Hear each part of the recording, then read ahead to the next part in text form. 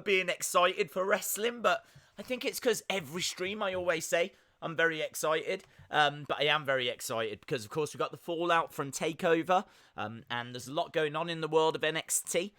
Johnny Gargano, and also this week we've got the Velveteen Dream taking on Roderick Strong.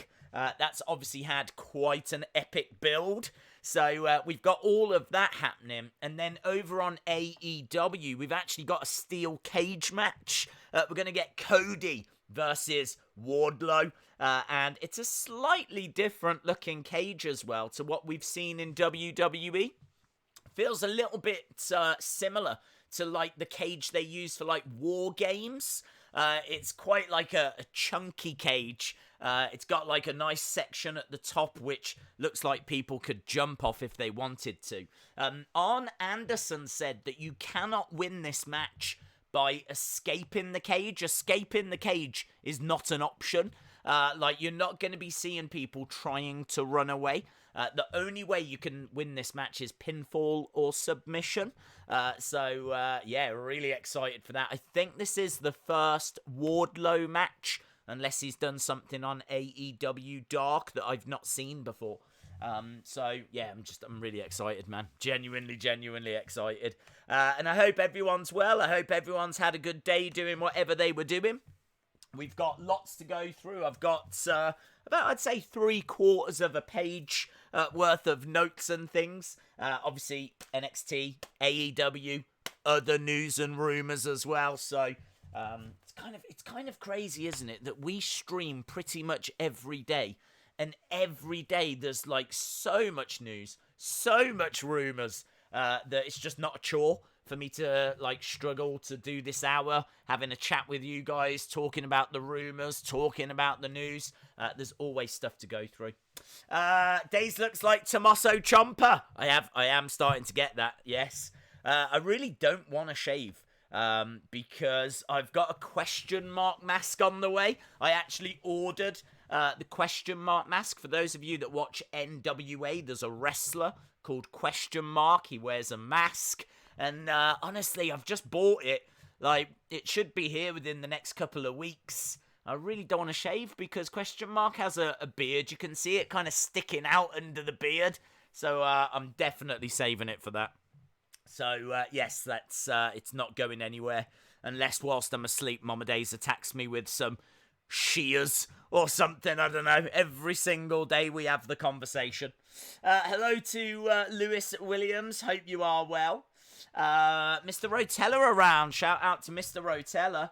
I'm here for the cage match. Yeah, it looks really cool. The cage, I've got to say, it does look really cool. It looks like it's quite easy to see into the match as well. I know that sounds silly, but sometimes with cage matches, like there's obviously a lot of mesh. The old blue bars as well. That was always difficult to kind of see into the cage. But this, I don't know what it's made of, actually. I think it's just like a normal steel cage, but when I saw the picture on Twitter, it felt like you could see into the ring a lot clearer than normal. So I'm looking forward to that match as well. Plus also, I did point this out in the video earlier, there's quite a gap between the ring and the cage. It looks like the cage goes down to the floor. It's not quite a cell. Like, you can't really get out between the ring and the cage, but it feels like someone could fall down or emerge from under the ring. Definitely getting that vibes.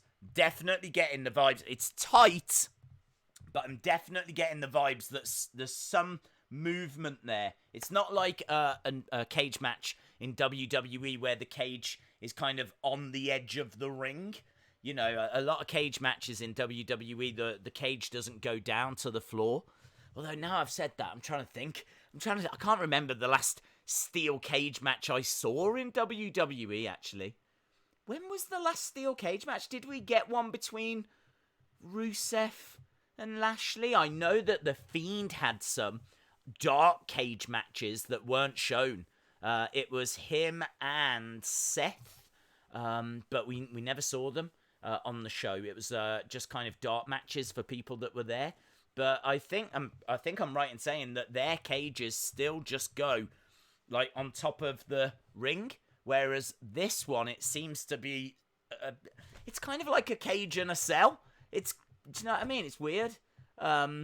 But I'm here for it as well. I'm here for everything, but I'm definitely here for that. Days, I just started watching the streams. You got me into Power. Shout out to you, Rated CKO. Yes, check out This Is the NWA podcast, who were just we were just having a chat with there. And a chat with you guys as well. But yeah, they are awesome. Power. I gotta tell you. I don't know if you've seen it. I didn't. Oh man. Let's start with this, shall we? Question mark again from NWA. We will move on to other things, but look at this. It's interviewing. Look at this. I don't know if you've seen this today. I'm dating him. Look at this. This is Thunder Rosa. But I'm not yet. Thunder Rosa and question mark. I'm going to turn it down, right? But look at what this breaks into. Oh, this is so good. This is over on question marks Twitter. There he is, look.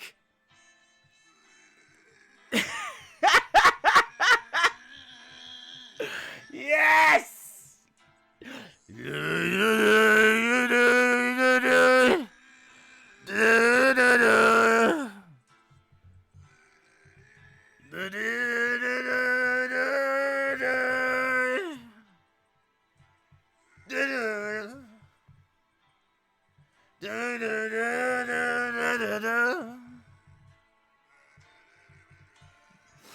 Oh my god, this is so emotional.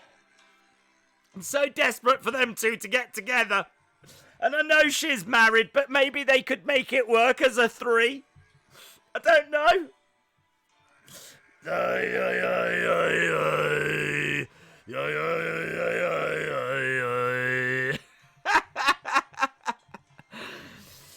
It's the greatest video. That's my message to you lot as well.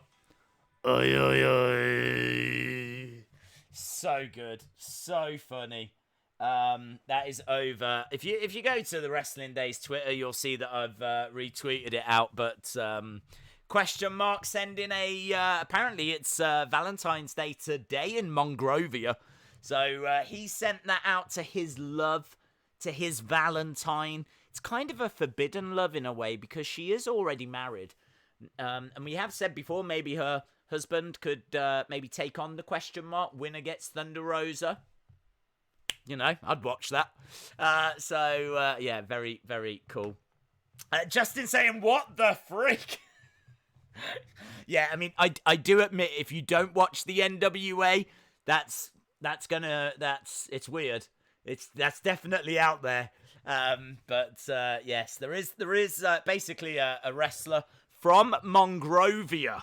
Yeah, I mean, that was actual Mongrovian that you heard then. He's a masked wrestler. We don't know who it is. There's a few rumors that it could be Donald Trump, but they're not confirmed.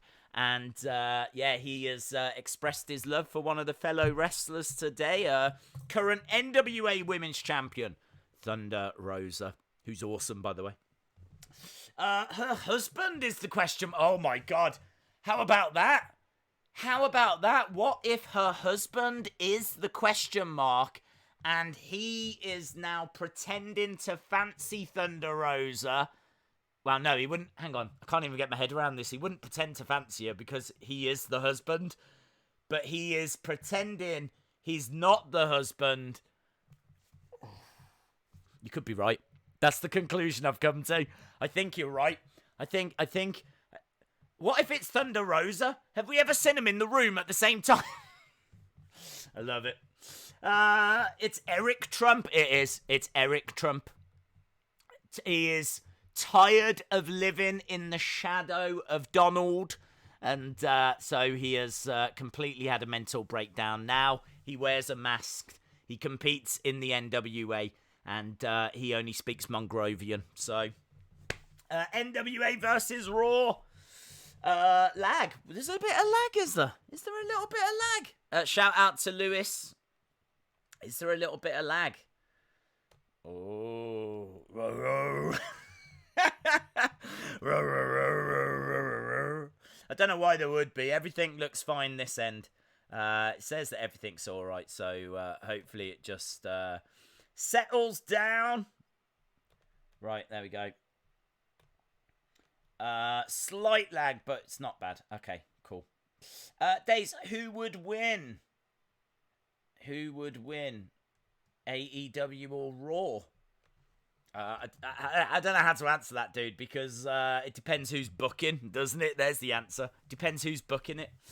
Right. Well, look, it'll settle down. Let's not worry about it. Which cage is better, AEW or WWE? Until I see it properly, I can't really say. I'm really intrigued by this cage. It certainly feels like you can see into the ring better, so I might be leaning towards the AEW cage. To be honest, I've got such loyalty to the old blue cage that I can't cope with any other cage. Like, I've fallen in love. It was love at first sight for that blue cage. Anything else now is just, it's not measuring up. So yeah, I love the old blue cage. Let's quickly go through what we're going to see tonight whilst, the lag settles down. So we got Cody versus Wardlow in that steel cage. We've got Jon Moxley versus Jeff Cobb. Jeff Cobb, who made his debut for AEW last week. A lot of excitement around Jeff Cobb. I think he's under contract with Ring of Honor, so he is someone that we could see in NWA as well. He is taking on Jon Moxley. And it's a hard match, that one, because neither person can really lose. Like, Jeff Cobb is someone they can use again in the future. Someone that you would expect to have more than just this one match. I don't think it's in his benefit to lose. It's certainly not in Moxley's benefit to lose. I think that Moxley's going to look good. I think Moxley might get close to the win. And then maybe in a circle attack so that Jeff Cobb doesn't actually lose. I suppose he loses by DQ, but it's not like a clean loss, and you know what I mean. So I think it'll be something like that. Hangman Page and Omega versus the Lucha Bros. This is for the AEW tag titles. So we got tag championship match. We've also got a tag team battle royal to establish the new number one contenders, and the rumors are that Young Bucks might win that. It could be the Young Bucks that win that. It could be Hangman Page and Omega that retain. And at Revolution, it might be Hangman Page and Kenny Omega versus the Young Bucks. How about that for a match? That would be epic. And there's a big rumor as well, okay? Big rumor. We're starting the stream off big. It's big or go home time, okay? And we're not, well, I am home, but that doesn't matter. Right, I'm going to tell you a big rumor. If you do not want to know this rumor, okay? It's not a spoiler because it's just a rumor. I don't know that this is going to happen, okay? But apparently there is someone backstage at AEW, right? So if you don't want to know, step away for a moment, okay? But I've given you fair warning. The rumor, I'm going to say, who is backstage, the person, okay? I'm still going to tell you who's backstage. If you don't want to know, I've really given you a chance to leave. The person is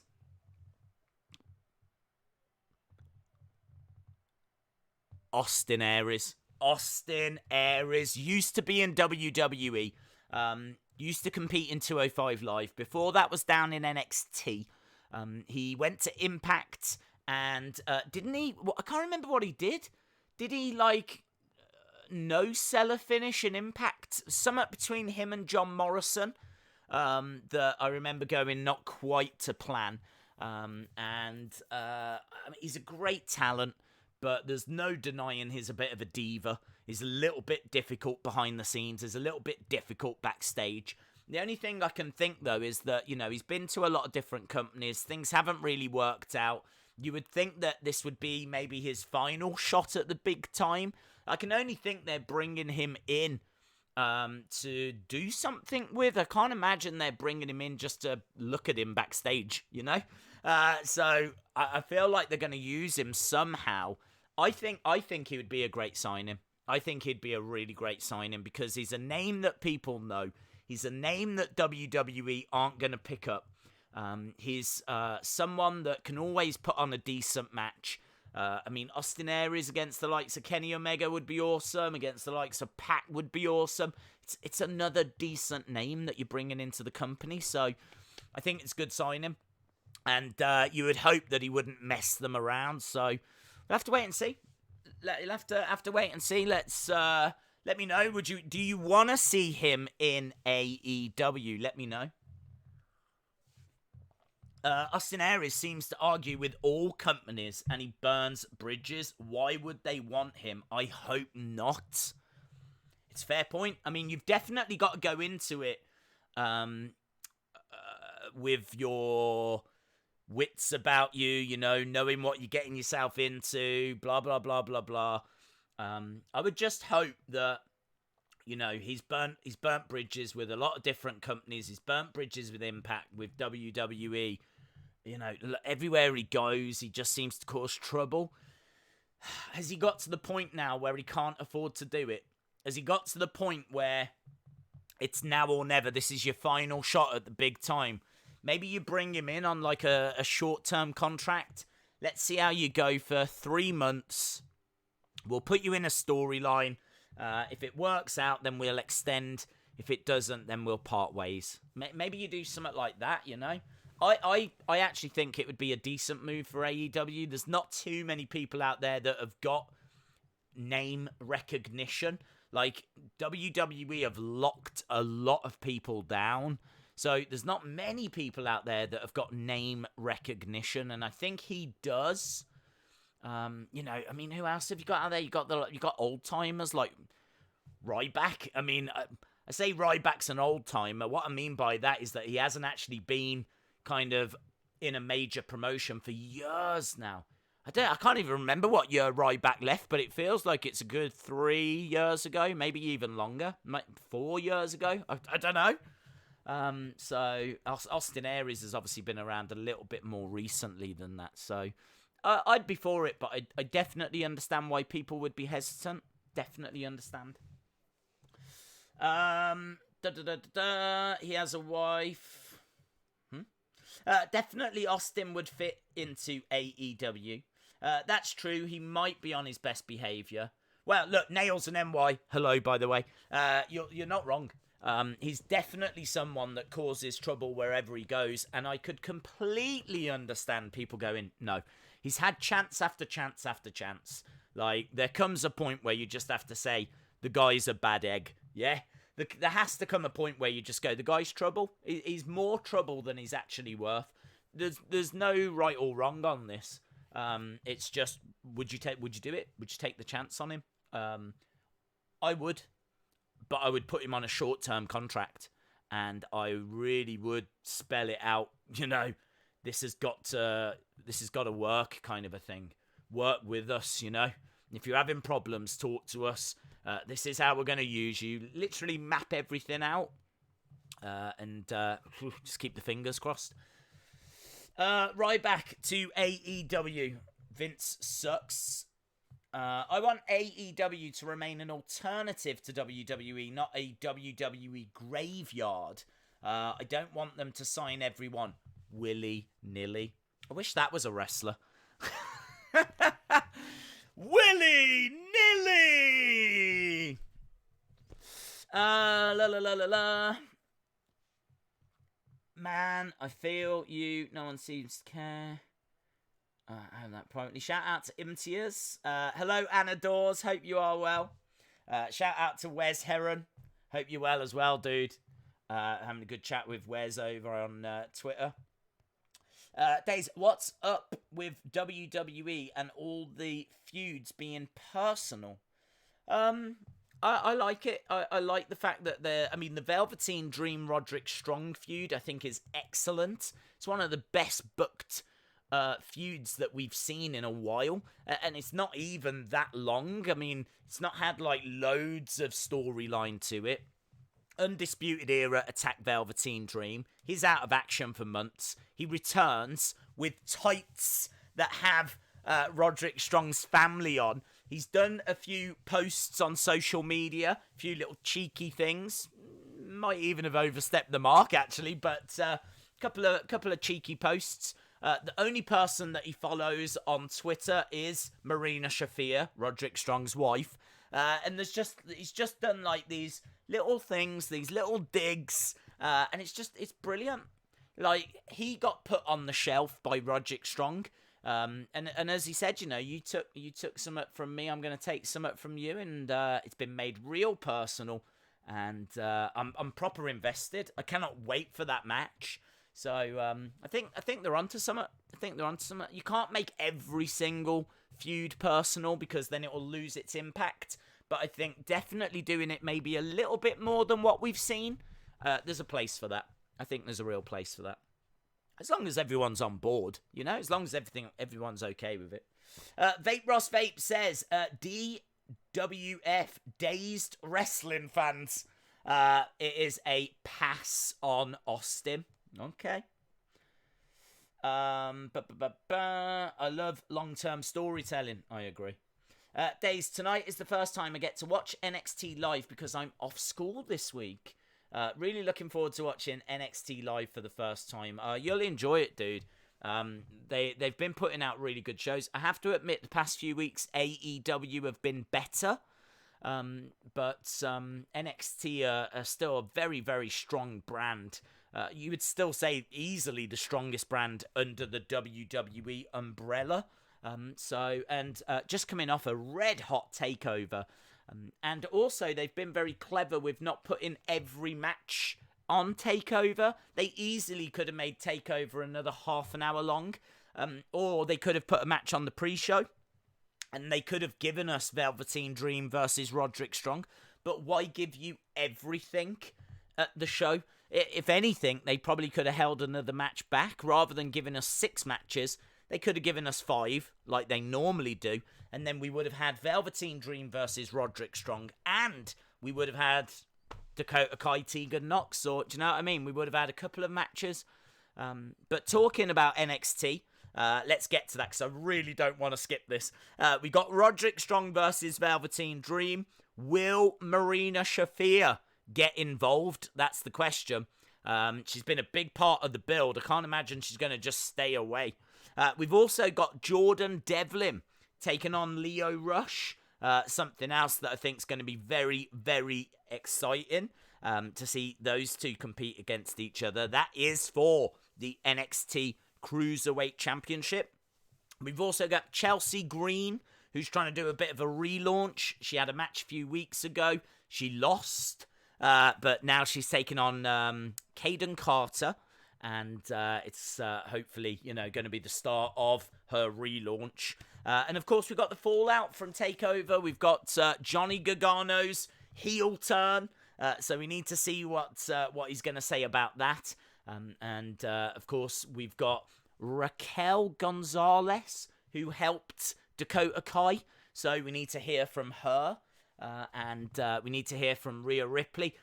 Bianca Belair is going to be fascinating tonight because she is still involved in that feud with Rhea Ripley and Charlotte. Don't think that that's it. Bianca's done. Triple H said after TakeOver, this is not the last. He thinks we're going to see a Bianca Belair in this feud. Basically saying, this is not the last. We're going to see a Bianca Belair in this feud. So I'm still quietly confident of a triple threat at WrestleMania between them three. And apparently, Rhea Ripley's also said, if she's got to defend the women's title the night before at TakeOver and then compete at WrestleMania the next day, so be it. She's absolutely fine to do that.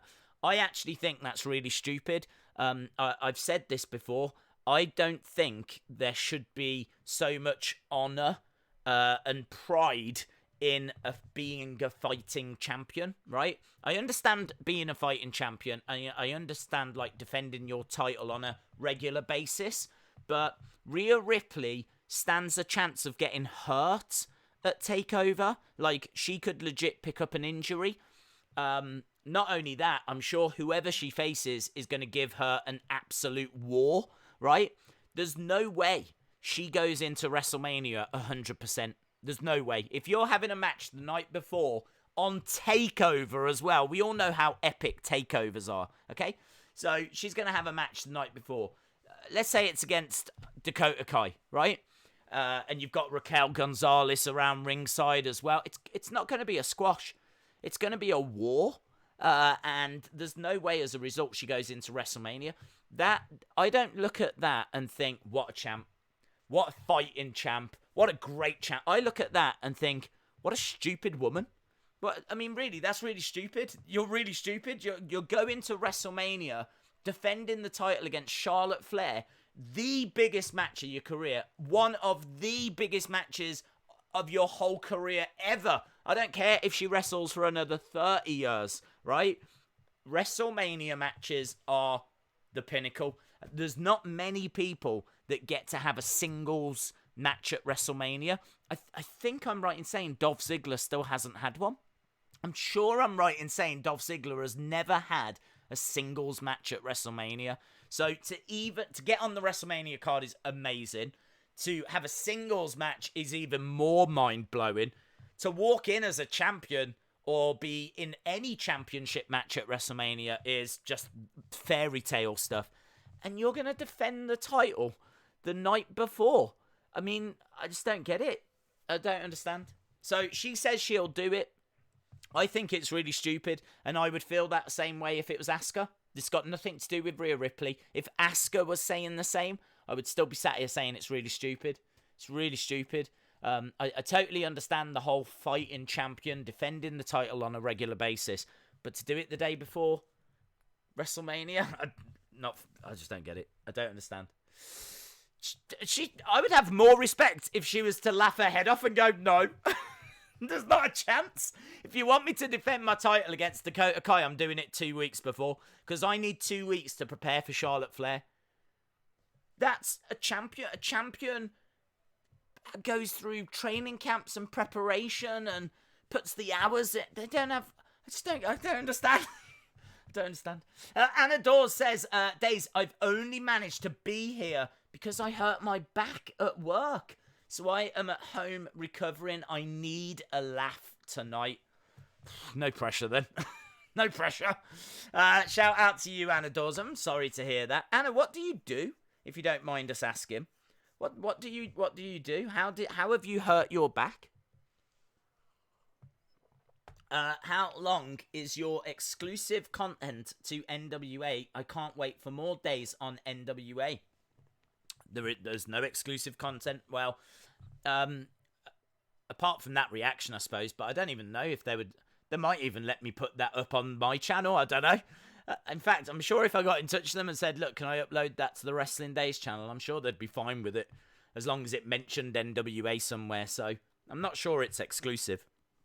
But, no, yeah, they just got in touch with a load of YouTubers over the weekend and bloggers and podcasters. And just asked for reactions to a couple of clips. That was it. Hello to Patchco Neil. Hope you're well. Do you think the ratings will be closer because of TakeOver? Cameron, I do. I still expect AEW to win. I think what they need is star power, NXT. I think that Finn Balor has helped, but Finn Balor isn't on the show every week. I think that when they were using the main roster and they were putting NXT stars on Raw, and, you know, you had Adam Cole competing against Daniel Bryan and Adam Cole against, was it Seth? Can't remember. He had a match on the Friday on SmackDown. He had a match on the Monday on Raw, and then they beat AEW in the ratings on the Wednesday. So giving them that platform, that spotlight, using Raw, using SmackDown, that's how you improve the ratings. The little promo thing that they showed, the little advert thing, people don't really take that in because it just looks like an advert. You've got to put them on the show.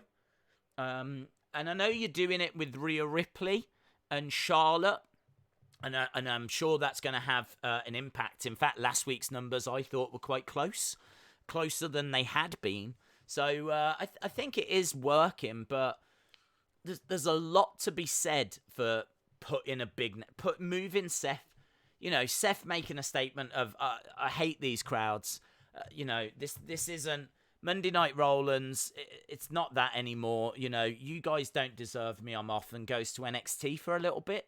There'd be a big impact to ratings then. Kind of feel that they need something. Balor was definitely the step in the right direction, but I don't know, maybe Charlotte winning the title at WrestleMania, spending a little bit of time down in NXT, that would do it as well. So I think AEW will win the ratings this week, but there's many things that WWE could do to turn that around if they so wanted to. Yes, Adam Cole did face Seth Rollins. Days, who do you think Seth faces at WrestleMania? Do you know what? I haven't heard any rumours about that, and I'm quietly keeping my fingers crossed that it's going to be CM Punk, but I'm not sure that it will be. We saw the glitches on SmackDown, and if that is to do with Punk, that might imply that Punk's coming back to SmackDown, which is not the brand that Seth Rollins is on. So, I kind of feel like they've done a lot with Kevin Owens and Samoa Joe and the Monday Night Messiah and all that kind of stuff. I'm not sure I can see him now just starting a new feud. It might be that we end up with Hell in a Cell or some kind of big ladder match, or I don't know, something that involves AOP, Murphy, Seth, Viking Raiders, Samoa Joe, Kevin Owens. It's probably going to be something like that, to be honest. Anador says, I'm a chef at an old people's care home. No joke. I wasn't going to joke. I work there. I don't live there. That's actually a good joke. I was bringing in sacks of potatoes from a delivery. No way, dude. Wow, look, that's really cool, man. That's really, really cool. That's I bet you get a lot of job satisfaction from that, because you make a massive difference to people's lives there. So that's really cool, dude. Shout out to you, Anna. Shout out to Anna Dawes, who hasn't been able to join us for a while, but brilliant that she can tonight. So shout out to you, buddy. Logan McCall says, Days, do you think Goldberg will beat The Fiend? I don't, bud. No, I don't. I mean, there's a chance that Goldberg is going to be on the WrestleMania card. But the rumours have been all along that it's Fiend versus Roman. Now, unless Vince changes his mind, and there's been no rumours that I've seen that that's happened, then that is still the rumoured match. So the rumoured match is Fiend versus Roman Reigns. So, I don't see it. I don't see it. But there's every chance that he's still involved somehow in that WrestleMania card. Shout out to Benjamin Apria. Hello, Christopher Rogers. Hope you're well. Wednesday Night War, AEW wins all the time, says Knowledge Cloud. What were the glitches on SmackDown? They were just a couple of moments where the screen flickered. And there's been people looking into, was there any hidden messages? I've seen a lot of Twitter posts where people have tried to analyze the still images and all this kind of stuff. There's nothing that's come out of it. There's theories, of course. The theories tend to be CM Punk, because, of course, his music starts with static. So CM Punk, Killer Cross, who's a big signing for WWE. And he could go straight to the main roster. But I don't know. I'm not sure if he will. They tend to put them to NXT first. But wouldn't surprise me if they try something different. So Killer Cross is another rumour. Bo Dallas is one I'm getting asked about a lot. We haven't seen the B team in a long time. And of course, The Fiend is on SmackDown and Bray's on SmackDown.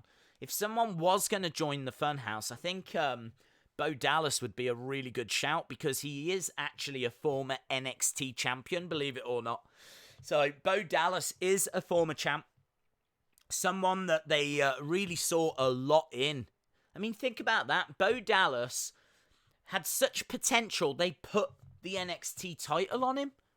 It's crazy, isn't it? And think about how he's been used on the main roster. So, they could give him something to work with. The static could be a new repackaged Bo Dallas.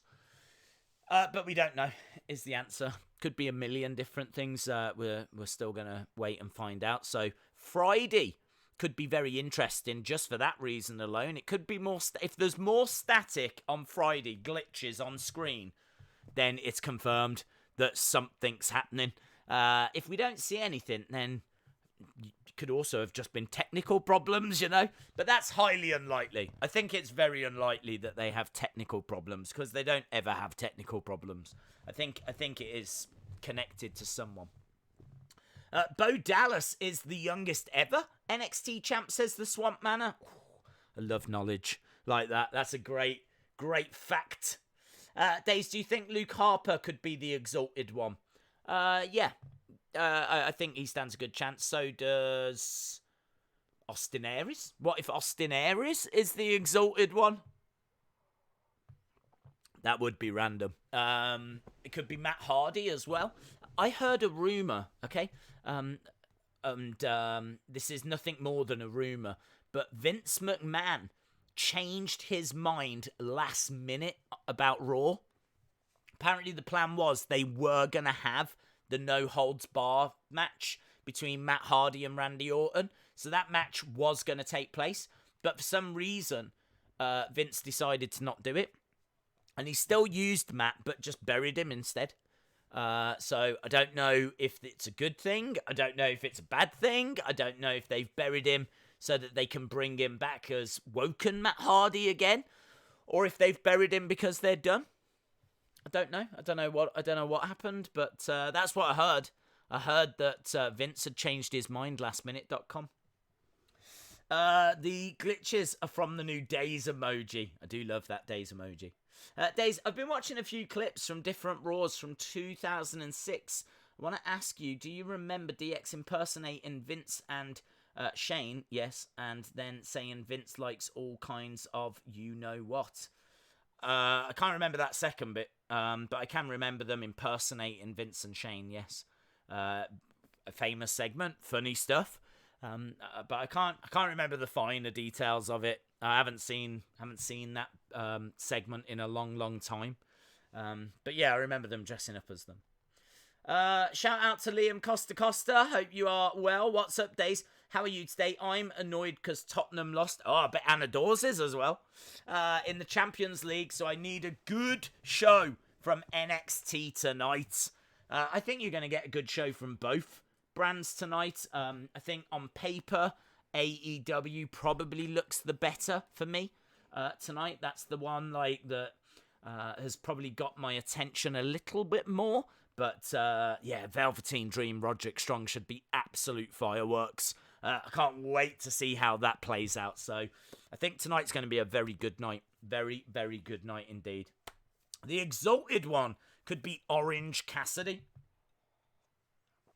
No, I don't think they would turn him heel, to be honest, because Orange is so likable that if anyone's going to stand up to the Dark Order, then Orange should be at the front of the queue.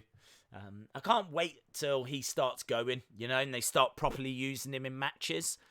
They've really held back. They're just trying to get the crowd used to him. It's clever. I understand what they're doing because he really does split opinion. Some people love him. I love him. Some people hate him, like Jim Cornette absolutely hates him. And I do understand both points of view. But no, I'm a big fan, and I think what they're doing with him is the right way forward. They're kind of introducing him to the AEW fans who can't get enough of him. I think it's going to be Christopher Daniels, says Smith's Grove. You could be right, bud. Although that could be a swerve. It seems quite obvious that it's him. Even the commentators, I think, have theorized that it might be him. So if it does turn out to be him, there might just be a bit of a... kind of thought it might be Matt Hardy, or I was hoping for someone. There might just be a tinge of disappointment. But it could be. It could be him. He definitely seems like one of the front runners. I believe Spurs and Liverpool lost this time last year. I wonder what this Friday's Funhouse will be like. Daisy, are you excited about the Broserweights? I am. I just wish their little vignettes were funnier. I really like the vignettes. I love the fact that NXT is giving us some kind of comedy. But you watch them and it's like, let's get to the arena. How are we going to get there? Let's drive. And then they're in a car. And then they get like pulled over by the police and that's it. And then the next one, they're like, right, that didn't work. Let's take the plane. And they get into where the luggage goes. And then that's it. And it's like, I want more. I feel like it can be funnier. It's kind of like with the Otis segment. Do you remember Otis when he was getting ready for his date with Mandy Rose? He was watching it and he was like working out, yeah, and all of this, and he was, I think, eating steak or something. And you're watching it and you're like, yeah, this is cool.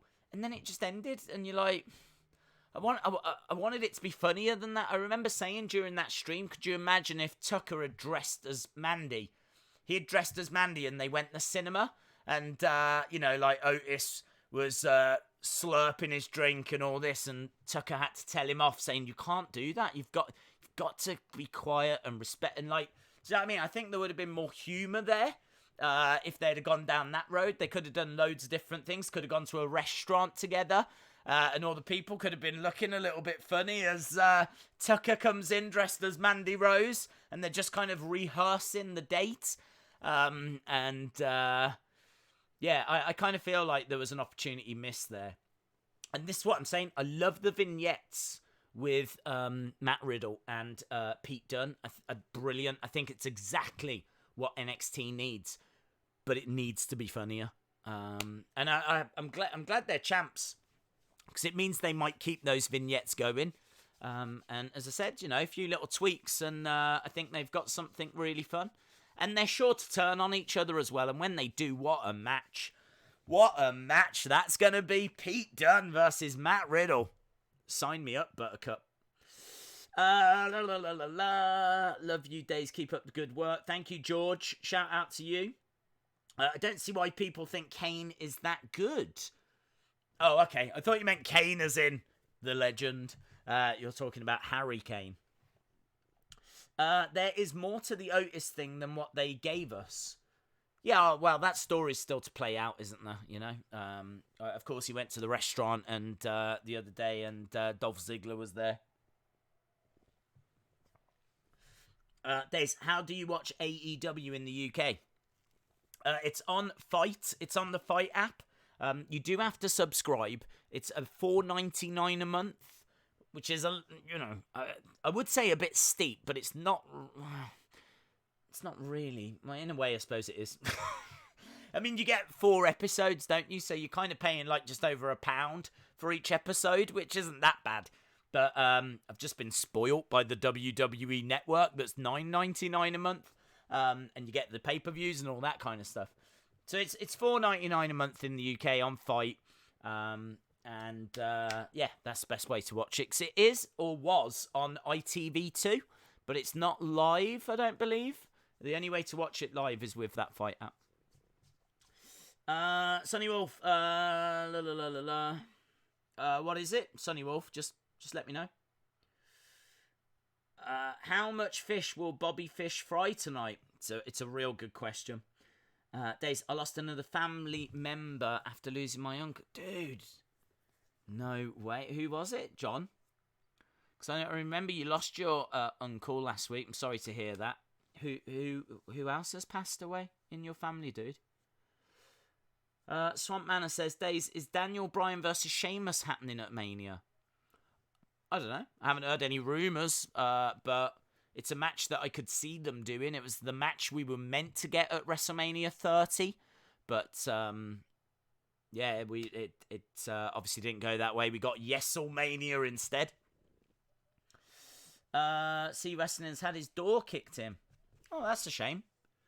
Hopefully he can get that sorted. Days, is there any more news about Amazon buying the network? No more news. It was. I think they were looking into it. I think Vince basically had said that they were looking into selling the pay-per-views to a third party, like a streaming service. So they were looking to send. We don't know if it was just the.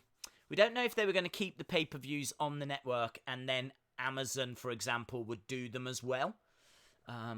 But to be honest, I don't know why Amazon would be interested in that, because surely the value in the pay-per-views is having the exclusive rights to them. So Amazon's got so much money that if they turned around to WWE and say, yeah, we'll take your pay-per-views, but we don't want them being shown anywhere else. Here's X amount of dollars for the exclusive rights. I think WWE would take that money. WWE, when they launched the network, wanted 4 million subscribers to the WWE network. Currently, I think they're on 1.5, and it's not moving. It's just people come and go all the time. So the numbers fluctuating all the time. Sometimes it's up, sometimes it's down, but it's always around 1.5. They can't even get it to 2 million, and they wanted 4. If they had 4 million subscribers to the network, they would be raking it in. Absolutely raking it in. But it's not gone that way for them. So this is the concern. The current model isn't a complete disaster. Like, they're doing okay. But if there's a way to make more money, they're going to take it. And that might be taking the pay-per-views and selling them to Amazon. So no further news. But, well, yeah, there we go. Days C Wrestling just tweeted he had someone trying to break into his house. Can everyone see some love on Twitter, please? Yeah, do that. Definitely go and share some love. That sounds like a situation that he needs to deal with, in all fairness. So I'm not sure he'll get a chance to reply to you guys, just so you know. Because that sounds quite serious. Days, enjoy the streams. You see the Twitter exchange between Randy Orton and Matt Riddle. It's hilarious. I didn't actually. No, I didn't.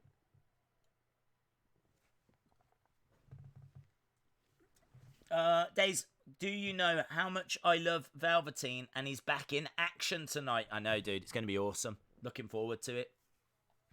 Sheamus was on the bump today, and he said he wants to fight for the international championship. Intercontinental, do you mean? So we could get Braun versus Sheamus at WrestleMania. Yes. Okay, that would make sense. Days, you should watch Sonic. It's a good movie.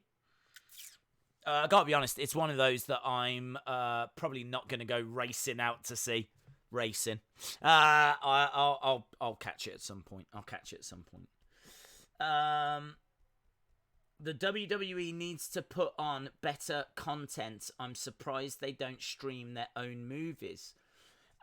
I don't know if it's a rights thing, to be honest. Again, it might be that they sell them to the likes of Amazon, or they sell them to I don't know, other places.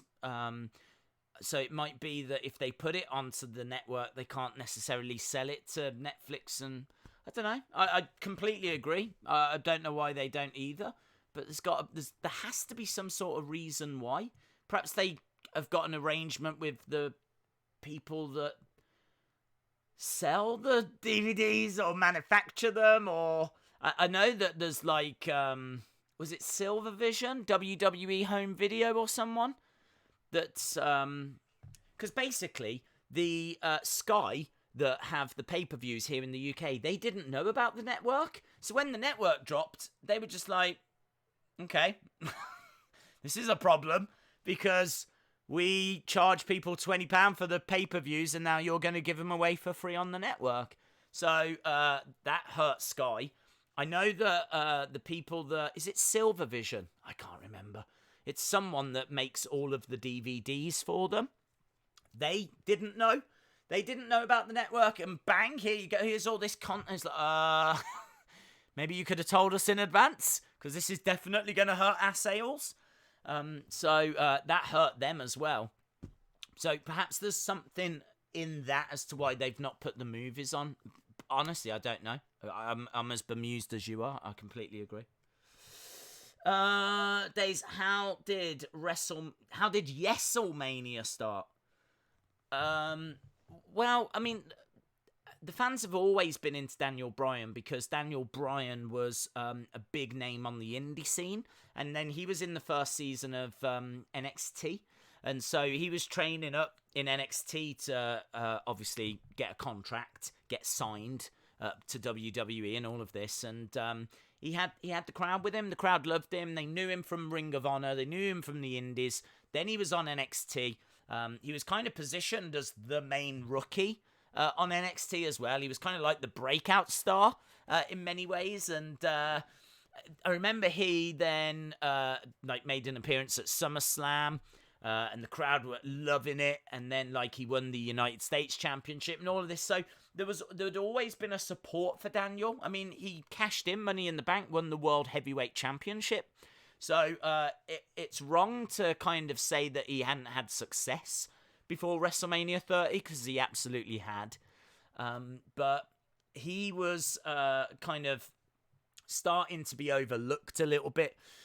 WrestleMania 28, he lost in 8 seconds, and I think that was the start of it, because he was someone the crowd still, even though he was a heel, the crowd really loved him.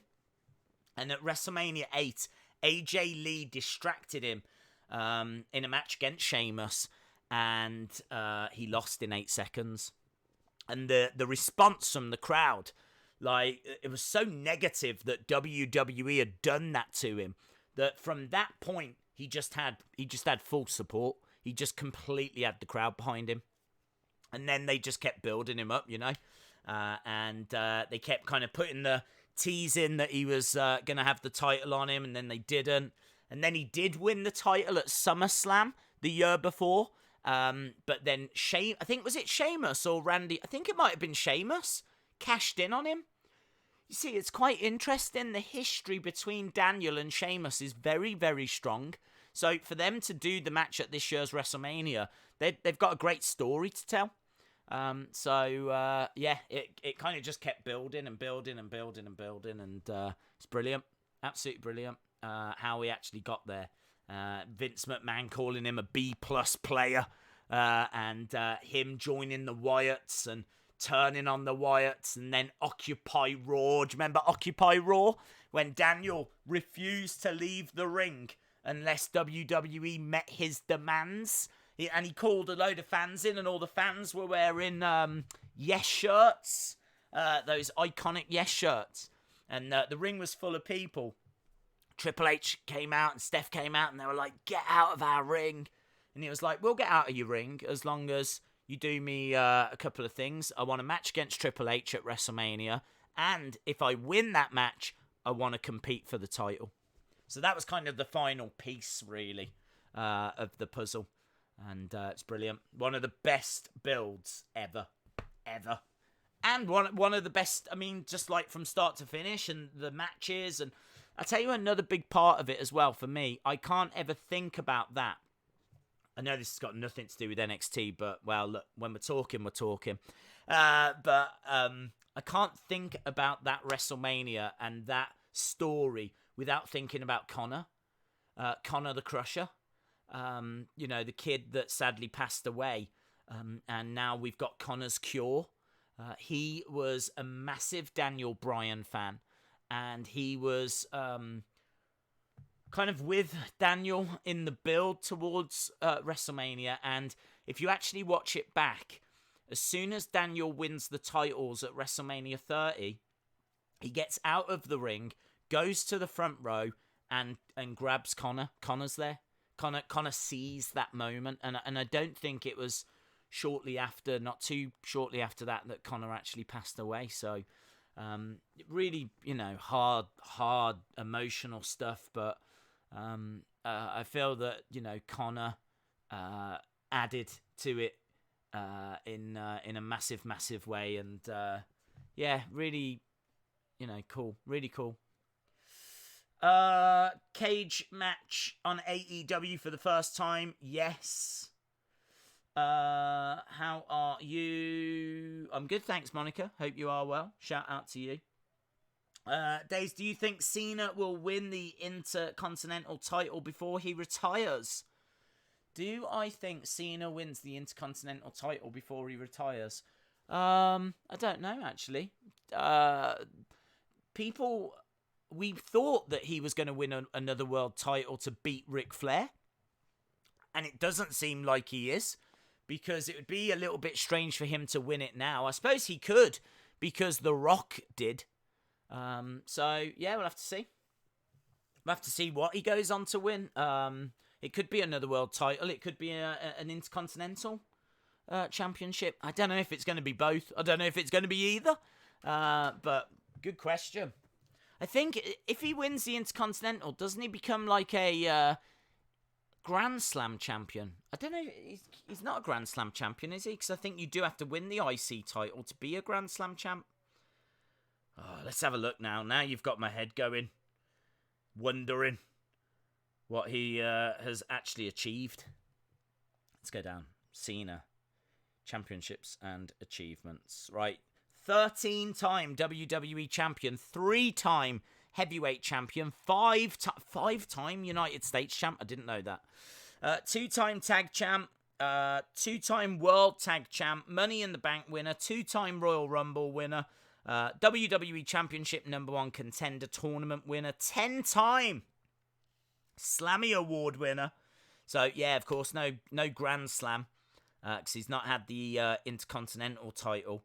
And he's not got the all-time record. He's tied with Ric Flair as well. So, yeah, I don't know. It's kind of weird, isn't it? With everything that John Cena has achieved in his career, and him being the man and the unstoppable force, isn't it amazing that there's still things for him to achieve? Crazy. I saw you on Tuesday on NWA. Shout out to you, Walter Johnson. Thank you, my friend. Cheer up days. I watch the streams to help battle depression. I'm cheered, dude. I'm happy. That was a sad loss for the WWE family. What the Connor thing? Yeah, definitely. And you can tell that they felt that loss hard, because they started Connor's cure, and obviously, Steph in particular really shouts about it a lot. Wears the bracelets all the time, and yeah, it was really cool what they did to honor him and everything. Last of the Mohicans says Wilder or Fury. I think. I don't know, because Fury definitely was winning the fight, and then Wilder with one punch got right back in it. So you would have to look at it and think, well, one punch at any moment could swing it in Wilder's favour. Like, Fury has to work so hard for so long, and then Wilder with one punch can just get straight back into the fight. So it's a case of, can Fury do it again? Can Fury pick up the points, dominate the fight again like he did last time? I'm not sure he can. And I feel that Wilder's definitely going to have learned from that first fight. I think he might approach it a little bit differently, and he's still going to have that power. So I would love to say Fury. I think there's a real chance that Fury wins, but I don't know if it's 51%, 49 to Wilder, just because we know he's got the ability to put Fury down. We also know that Fury can get up. But what happens if there was a 13th round? Which way would the fight have gone? Would there have been another knockdown? Would Wilder have found another? I don't know if Fury can knock Wilder down. Knock him out, I should say. I'm sure he can knock him down, but I don't know if he can knock him out. I don't know. I'm so psyched for that stream. That's this weekend, and we are streaming it. XFL is taking Vince away. 1 minute away. We are just 1 minute away. Yes. A lot of excitement this week. A lot of excitement. And actually, I think NXT is about to even begin. So, there we go. Days, it was Randy that cashed in, not Sheamus. Who had Daniel fought then? I thought Daniel... Hadn't Daniel just beaten Randy and then Sheamus cashed in? Who did he beat then? Who did he beat? Did he beat Cena? Can't remember. I've got the worst memory. SummerSlam 2013, was it? We're just having a recap of TakeOver. Let's have a look. Results.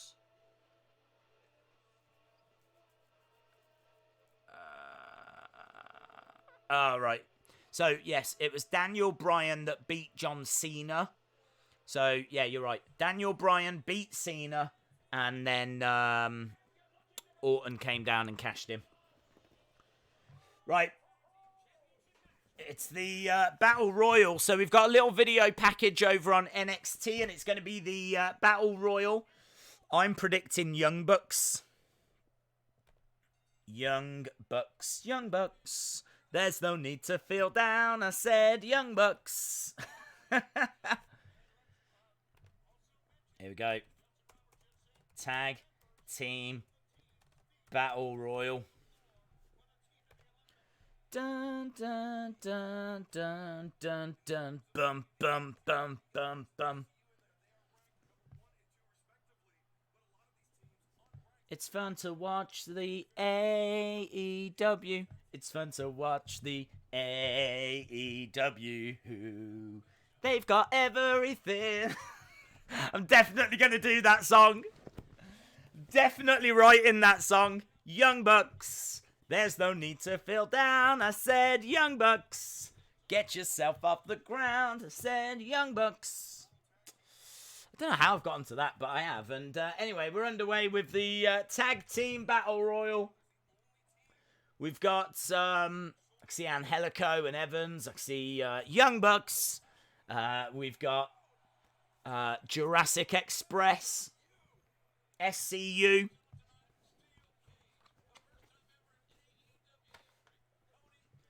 They're talking about the steel cage. We're just going over to NXT. Their little video package has finished. Evans up top. I don't like these multi-man spots they do, but it's backfired on him, and I like that. And he's been dumped out. Evans gets eliminated. Undisputed Era making their way down.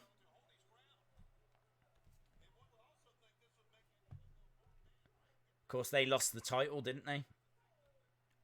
Where do I want? NXT text there. So, a little bit less gold now around the waists of the Undisputed Era. How much fish can Bobby Fish fry if Bobby Fry could fry fish? There we go, Undisputed Era. So we got the Tag Team Battle Royal underway on AEW. We got Undisputed Era coming out over on NXT.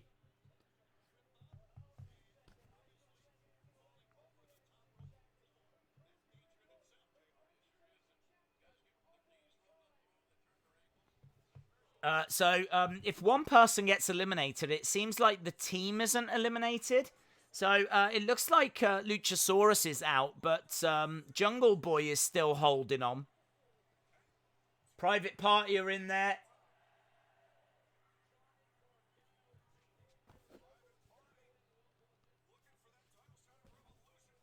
I think the Butcher and the Blade are in there as well. There's quite a few teams involved in this AEW one. Adam Cole is about to say a few words.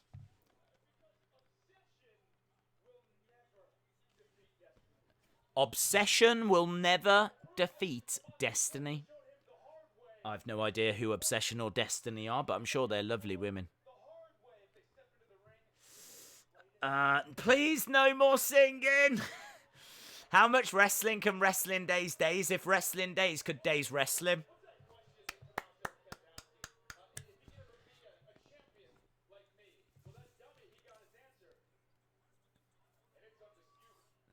Adam Cole says that Ciampa got his answer. He'll never be a wrestler as good as him.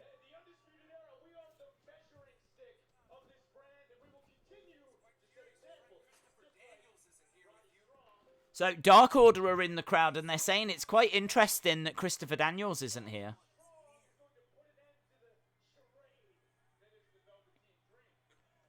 SCU were distracted. They've just been eliminated. Hello, Dream. Dream's coming out on NXT.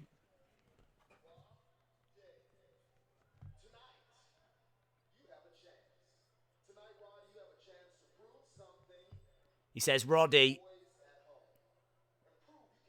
I feel like this is going to be quite shocking.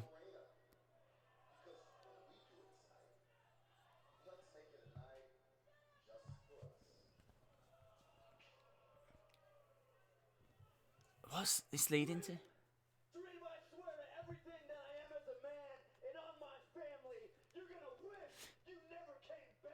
Roddy says you're going to wish that you never came back. I was expecting a little bit more from the Dream there. I thought that we were going to see something on the Titantron, like he was going to be in Roderick Strong's home or something like that, you know?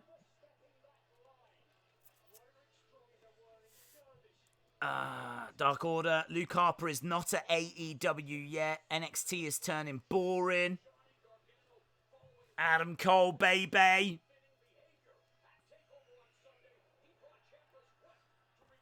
We're still well underway with this tag team match.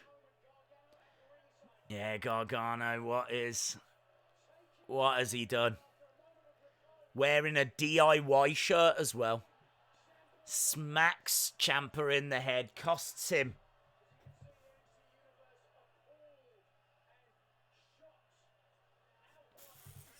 Johnny wrestling.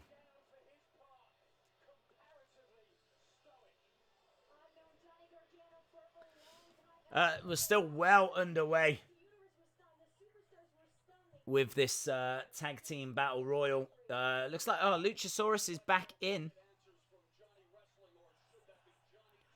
Right, we're going to our first match, and this is going to be Lio Rush versus Jordan Devlin for the Cruiserweight Championship. I came to collect.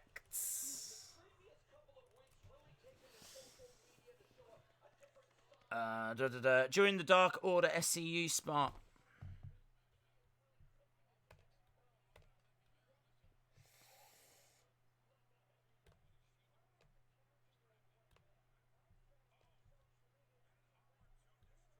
I don't know if the Cultaholic are there. They could be. It wouldn't surprise me. Johnny Wrestling heel turn. Yeah. Dark Order are trying to recruit Cima. I was only thinking about Cima earlier today. I was thinking, like, I haven't seen him in ages. Is he doing it? He hasn't... What's he doing? He might just be happy to have been given a free mask. I don't know. But he hasn't said no, so I don't know if the Dark Order have recruited Cima. Joe Mikulachick says, Days Village people have got nothing on you. Young Bucks. NXT was great when it was with Shinsuke, but now it's underwhelming. I disagree. I think that it's been excellent. It's only been the past few weeks it's kind of lost a little somewhat, but TakeOver was great as well. Like, honestly, TakeOver was really enjoyable. Not the strongest of starts, though, for NXT. Just a little promo, and then Velveteen Dream, just kind of with a little bit of nothing. Okay, Lio Rush and Jordan Devlin, both in the ring. Was that a scream? Private Party in the corner. Back elbow by Jungle Boy. Jungle Boy up goes crashing down onto Private Party. We've got Santana and Ortiz in there as well. The Butcher and Luchasaurus face to face. Those horns look dangerous on Luchasaurus's mask. I've never really thought about it before. But just seeing him face to face there with the Butcher. Forearm strikes being traded back and forth. Big chop by the Butcher. And I don't know if you've noticed, but Ortiz and Santana have got like new wrestling gear on. It looks really cool. Like red, they're both wearing the same red and black. Looks a lot better than what they've been wearing. Nice. Spinning heel kick by Luchasaurus, but Butcher with a big clothesline. Luchasaurus goes down. I feel like AEW is probably the show to be watching at the moment, but I do think Devlin versus Lio Rush is going to be a good match. Cassidy gets thrown down. Santana, single leg drop kick.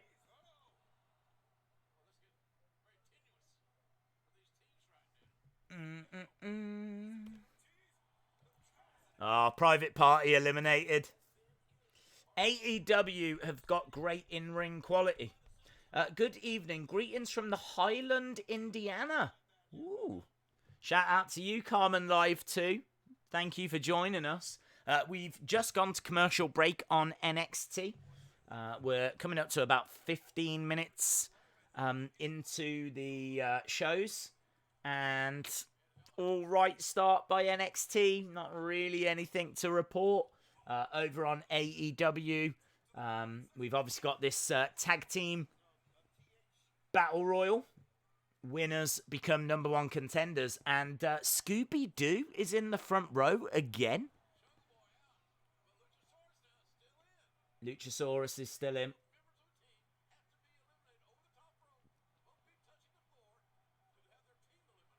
So both members have to be on the outside at the same time to be eliminated. And now they are. Luchasaurus goes. Jungle Boy was already out there. So Jurassic Express have been eliminated. I'm expecting Young Bucks to win this. Young Bucks could turn on Hangman. Yeah. Damn, I was hoping for Jurassic Express. Days, what brand do you think Killer Cross could go on? Well, probably after those glitches, you might have to say SmackDown. There was no sign of him even in the crowd for NXT, so I don't know. I kind of feel like if he was going to NXT, that would have been where they would have shown him. Big knee strike.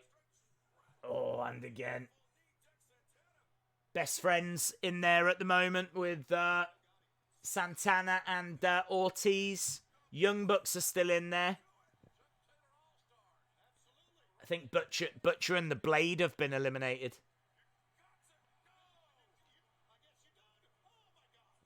Well, one's gone.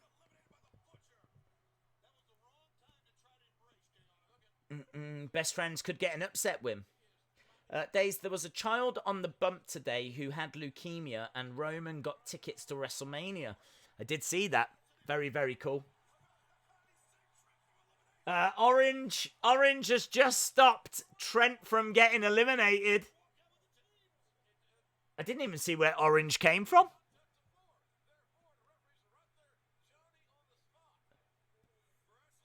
Freshly squeezed is the chant from the crowd. Was Orange under the ring? Because I didn't see him at ringside. That's very cool. Orange Cassidy. Saving the best friends.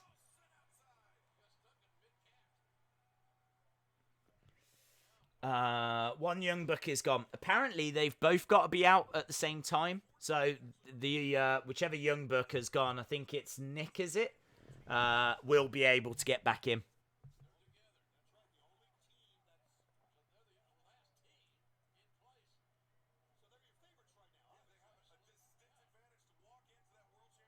Oh, I thought they both... Oh, I don't get this.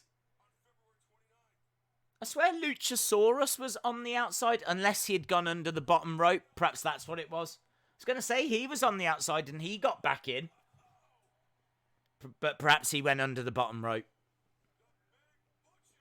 So, Butcher's down in the corner. We've got Matt Jackson. We've got... Ah, that's nice. Trent and Matt having a little hug. Not quite best friends, that's what they are. Good friends. They're good friends. Santana still feeling the effects of the spike to the eye. Days, looks like your crystal ball is working again. Did you see Being the Elite on YouTube? No.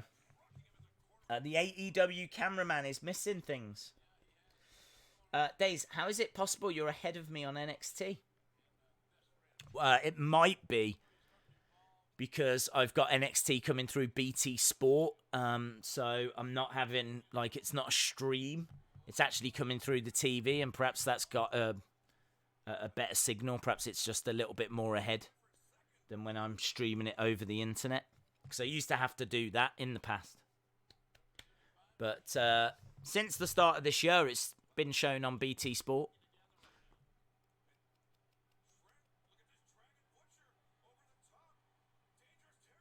Okay, so Butcher's on the outside with Trent.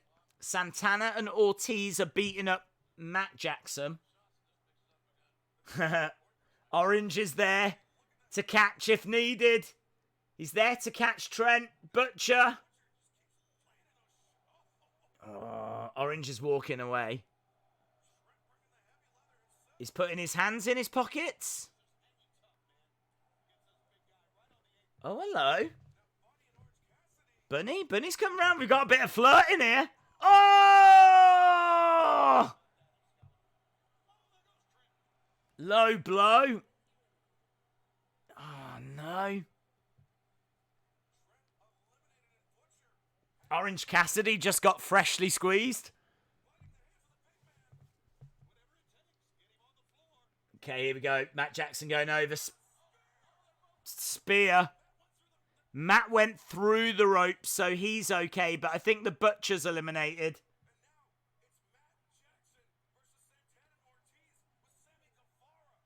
So Matt versus... So it's a 2-on-1 here. Matt versus Santana and Ortiz.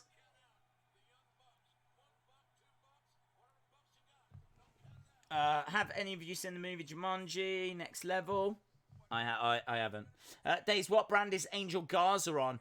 Well, I think he's been called up to Raw. It was meant to be a short-term thing, but then he tweeted out adios or something like this. And so it kind of suggested that he had gone to Raw now. So we're down to two teams. We've got the Young Bucks and we've got Santana and Ortiz.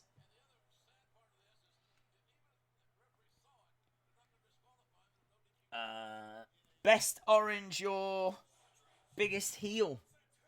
Is AEW and NXT both happening right now? Yes. Wednesday Night Wrestling. Every single week. Both shows at the same time. They thought they'd got rid of Matt Jackson. They hadn't. We're still well underway as well with this match between Jordan Devlin and Lio Rush.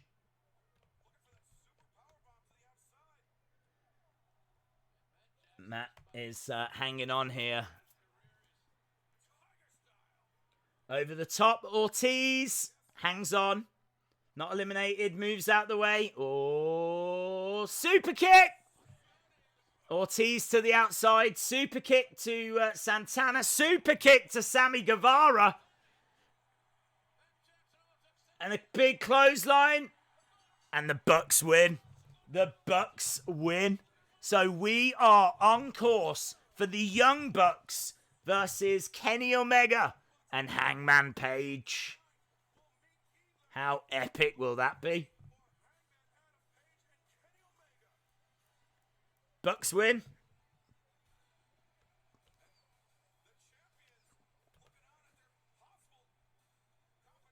Yeah, that's... Oh, I bet they're quite conflicted about that.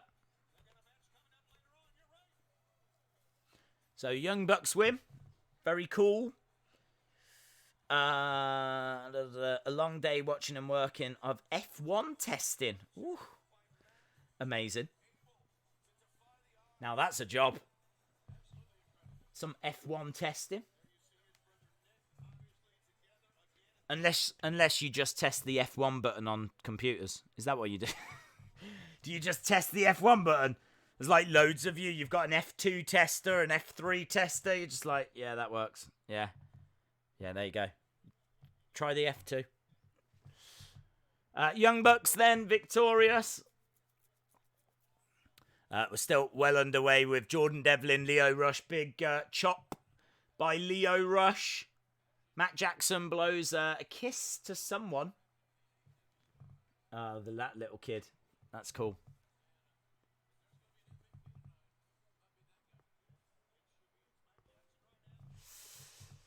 It's all Lio Rush right now over on NXT. That kid is so cute. There's a kid in the crowd that's wearing full-on Young Bucks attire.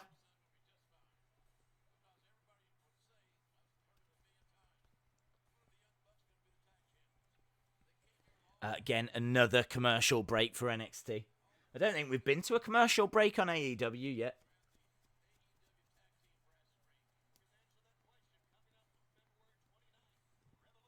What would you rank AEW Raw, NXT, SmackDown 1 to 4?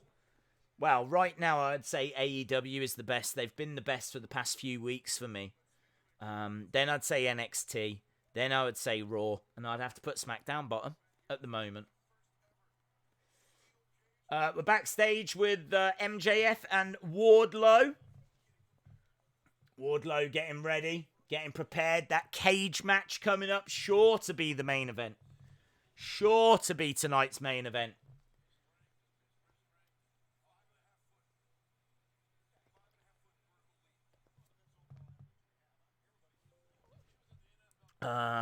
Days, the video of you dancing to different songs on Twitter is so funny. It's really good, isn't it? Okay, so commercial break NXT. Commercial break AEW? I'm guessing so, 'cause we're just seeing the lights. They're just showing us the lights at the moment. The camera's panning round. Unless maybe they're just really proud of their lights.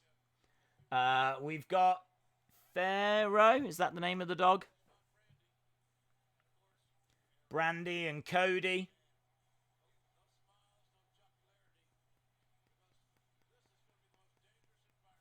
It is going to be very, very dangerous. Of course, I think the last time we saw Cody, he was getting those lashes a couple of weeks ago. He can't be fully healed from those.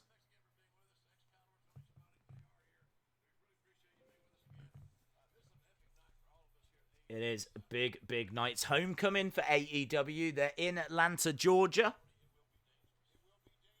And they're saying that the cage match is going to be dangerous. Cody versus Wardlow tonight. Did you see the AEW rankings? Omega is number 4 with no wins, no losses. MJF is number 5 with 2 wins and no losses. Wow, that makes perfect sense. Lucha Bros versus Omega and Hangman. That's coming up later tonight.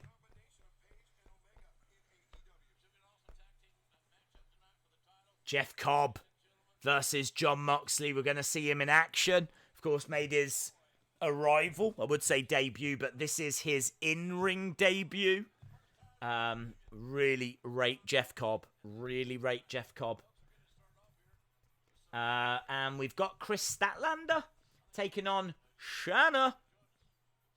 That match is coming up next. So we've got a ladies match. Got a lovely ladies match. Chris Statlander versus Shanna. I don't really know anything about Shanna. She's from France. I just learnt that.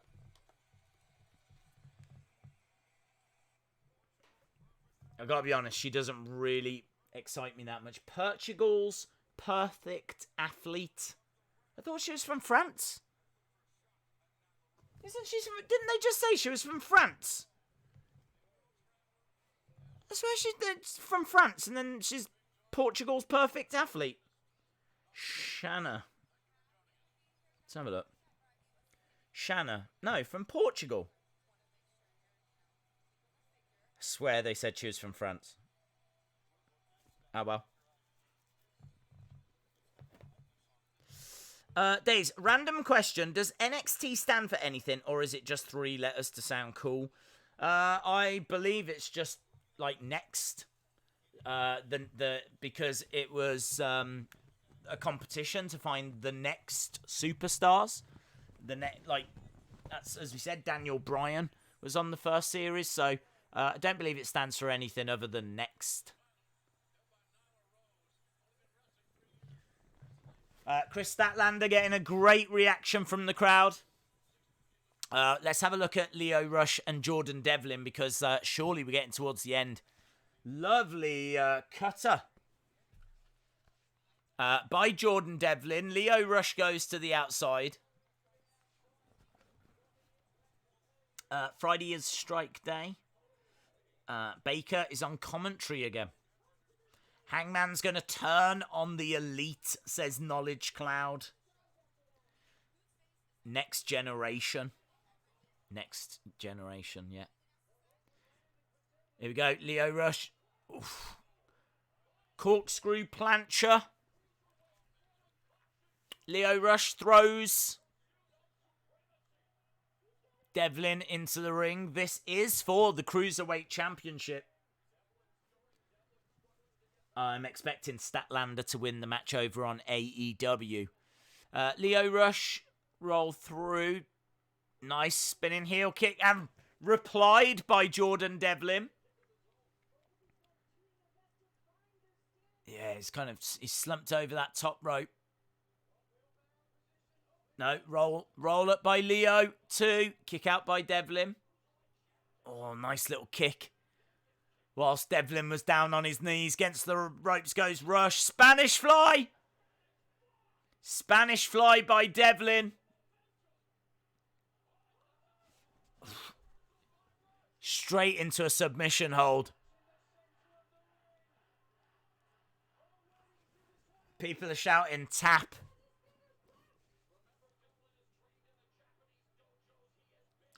Devlin trained in the Japanese dojos. Very, very cool. The Cruiserweight match is getting good. It is getting good, yeah. No surprise. Chris Statlander doing her cartwheeling around. She's going to do the bop on the nose. Oh, goes for a head scissor takedown. Crawls over. Shanna backing up to the corner. Whoa! Bop! Hey! There we go. Britt Baker has brought Tony a Starbucks mug. Shanna is going to... is she going to bop back? No. Oh. I think that was just very confusing. Avalanche. Avalanche Hurricanrana against the ropes. Ah, springboard. Stunner going for a pin. 2 onto the ropes. Jordan Devlin getting his foot onto the ropes. That was great. Lovely little sequence. Up top goes Lio Rush. Frog splash. No one home. Oh, headbutt. Headbutt, and Devlin holds on to the arm of Lio Rush. Picks him up. 1, 2, 3. Devlin retains. Devlin retains. That was cool. Some really good sequences towards the end of that match. How much do you pay for the Fight app? It is $4.99, I believe. $4.99. Statlander has got the best thighs in the business.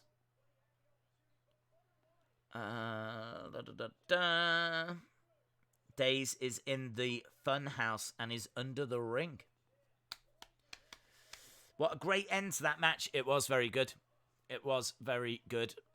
I'm interested to see how NXT can follow it up. See if they can kind of keep the momentum going. Because I kind of felt like the start of NXT this week was a little bit, I don't want to say dull. It's just a little bit slow to get going. It wasn't dull, it was just slow. It's a bit of a nothing promo. Start of this match, I was keeping an eye on it. Back and forth, kind of standard stuff. End of the match got really good. So, can they keep the momentum going now? Still to come, we've got Jeff Cobb, Jon Moxley, little advert for that.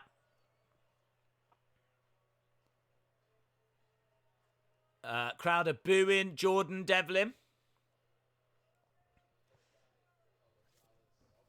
Yeah, how weird's this? We've not got Kathy Kelly.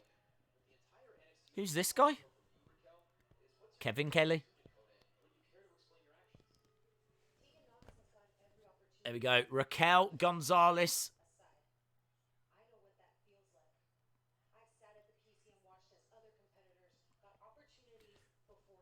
So Raquel Gonzalez says she's watched others get opportunities before her.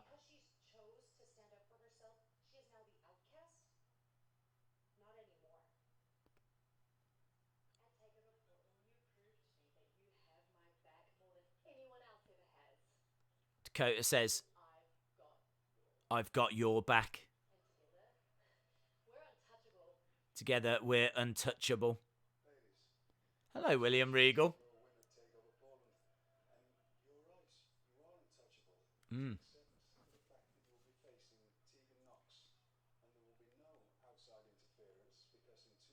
2 weeks. Steel cage. Anything you can do, I can do better.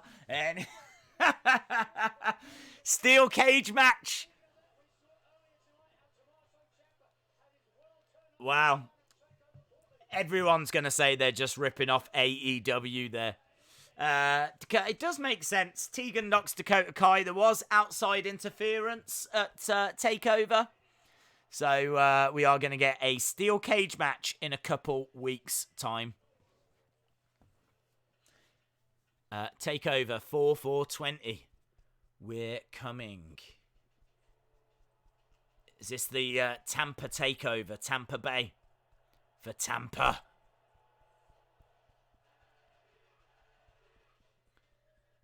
Streaming live Saturday, April 4th, the day before WrestleMania. TakeOver Tampa Bay. Right, we've gone to commercial. So there we go, an announcement that there's going to be a steel cage match in a couple weeks' time on NXT. Dakota equals woman Seth Rollins. Lovely singing, Days. Thank you. There's an Impractical Jokers movie out on Friday. NXT running out of ideas. Steel cage in NXT is a joke. Days, how'd you feel about Adam Cole beating Ciampa at TakeOver? I thought it would go that way, Monica. I didn't think that Ciampa was going to regain the title, so I didn't know how they were going to do it. I think having Johnny interfere was a very creative way of doing it, so yeah, I was on board with it. I was on board. I think we'll get Adam Cole, Finn Balor. Surely we're building towards that. Finn obviously getting a big win over Johnny Gargano, so he has to be number one contender. We are at commercial break over on NXT, so we've still got Shanna against Chris Statlander, and this has been a more competitive match than I was expecting. I really did think that this was going to be a squash win for Statlander, who indeed does pick up the win. She gets the pin, gets the victory. Statlander.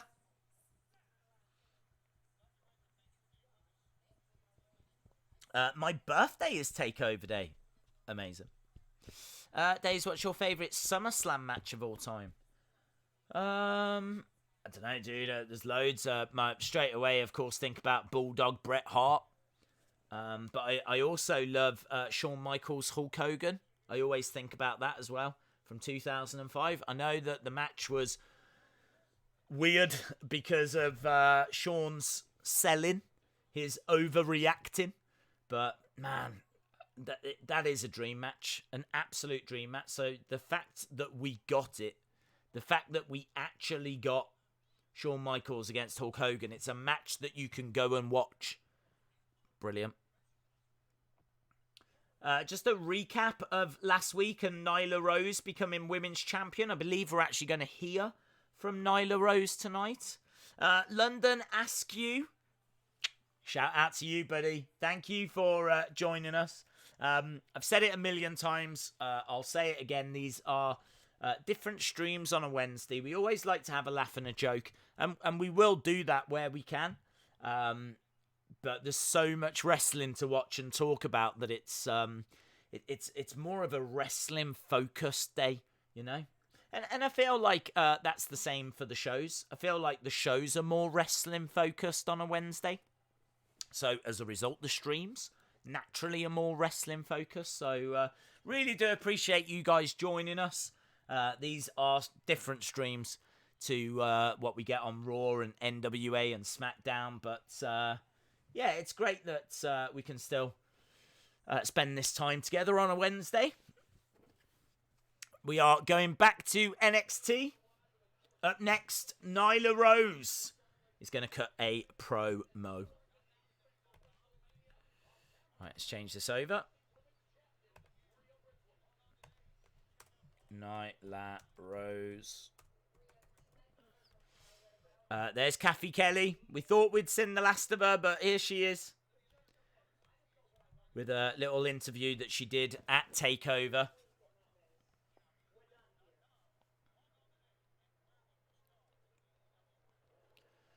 So, WrestleMania, it will be Rhea Ripley versus Charlotte Flair.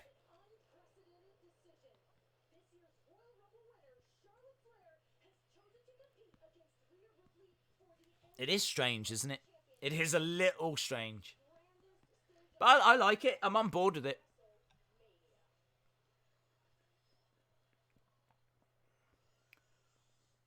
Okay. Who's this? I've seen this before. I've seen this before, but I can't remember who it is. Austin. Is it Austin? It is Austin. Austin Theory. Austin Theory. We've seen him a few times before. I like this guy. Really good wrestler. Really good. I wonder who he's facing. Austin Theory. Great talent to have on the roster. Haven't seen him in a while, actually.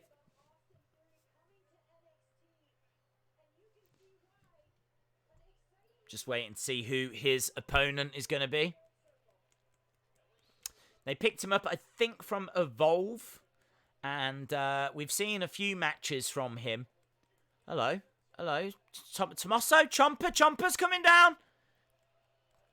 Chomper's here. He's getting in the ring? What's he doing? He wants the microphone. What's happening? Is he... Daddy's home. Is he going to... He just came walking out. No music or anything. Daddy's home is the chant from the crowd. Daddy is home. Daddy is home. Ciampa gets in the ring. I feel sorry for Theory. This is going to have nothing to do with him, is it? Theory's come over. He says, not tonight.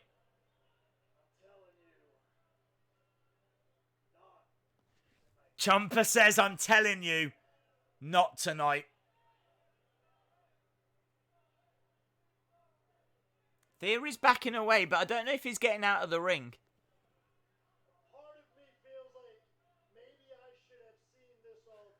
Ciampa says, part of me feels like I should have seen this coming. He's so focused on getting my life back that I stopped paying attention to my surroundings. He says he stopped paying attention to his surroundings. Signs to the odd timing of a tag team reunion. What it comes down to is I stopped listening to that instinctual voice inside. We're just at commercial break, so you're not missing anything on AEW. Goes hand in hand But we have got a Ciampa promo. the NXT Championship. It is and always has been Johnny. Gargano. Booze, of course, for Johnny. Days, what is with Chris Statlander's face paint? I'm not sure. Days, what is strange? I don't know. Did I say something was strange? Johnny, why? I know why. I was probably just talking about Ciampa coming out without music. Knows why. And if one thing is very clear. Oh, Austin Theory was gonna interrupt Ciampa, and Ciampa's just smacked him one. Austin Theory's gone down. How is Theory gonna fit into this? If one thing is very clear, in order to get my life back, In order to get my life back, be no Johnny Gargano in NXT. there can be no Johnny Gargano in NXT.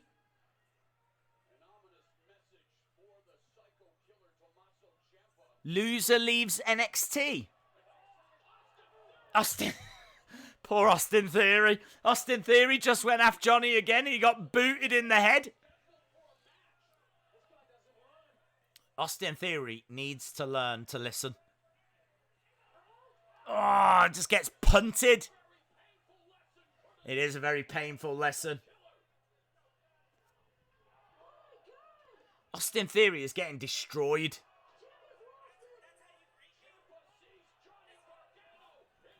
Yeah, he sees Johnny Gargano. He is just hurling him into the barricades. Ciampa has snapped from side to side. Beth Phoenix is like, stay down, Theory. Man, there's nothing left of Theory. There's nothing left of Full Sail. Oh, and again. Well, thanks for coming, Austin. Wow.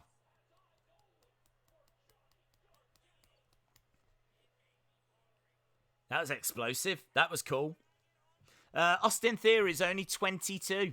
There's Chelsea Green backstage.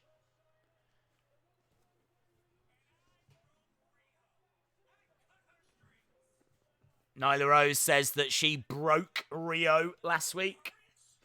I love Ciampa. Amazing. Brilliant segment. Brilliant segment. R.I.P. Austin Theory.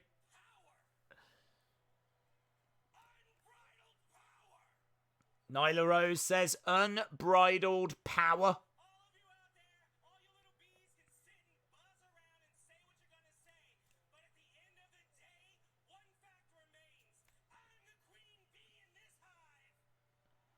Nyla Rose calls herself the Queen Bee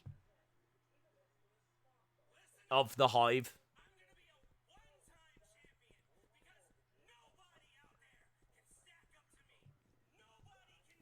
She says that she's going to be a one-time champion because no one's going to be able to beat her. Is this Chris Statlander coming out? Chris Statlander's come walking out with a little smile on her face.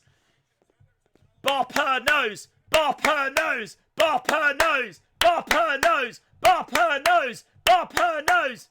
Oh! She points at the title! Bop. Oh, who's come out now? Big Swole? Big Swole's come out.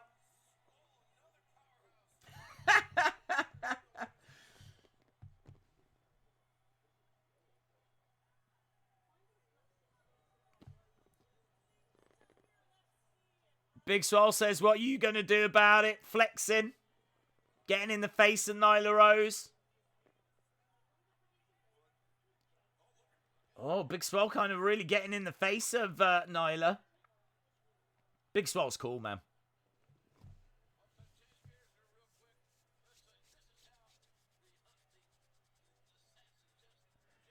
Big Swole against Chris Statlander? Is that what we're building towards? Dace, do you think that Cody, Young Bucks, Jericho, Omega, Page are overbooking themselves? A few people I've spoken to think they are. I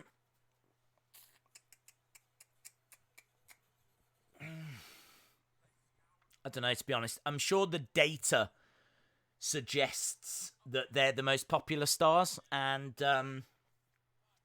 it takes time to build new stars.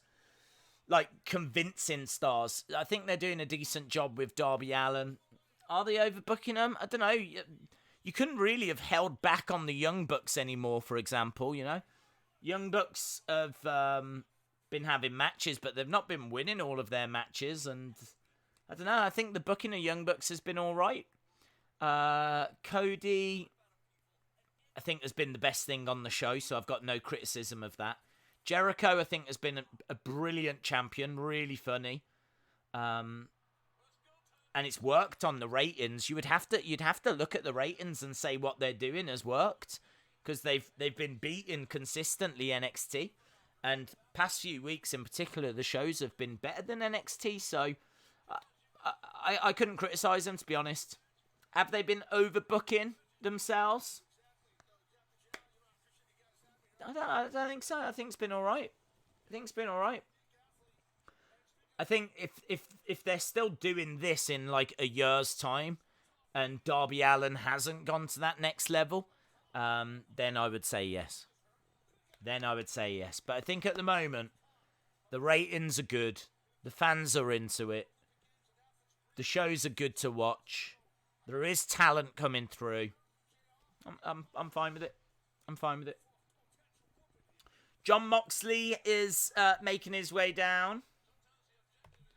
So we're going to get that Jon Moxley Jeff Cobb match versus Jeff Cobb. It's going to be good, man. Who's coming out? Raul Mendoza. Who's he facing? I hope it's someone good.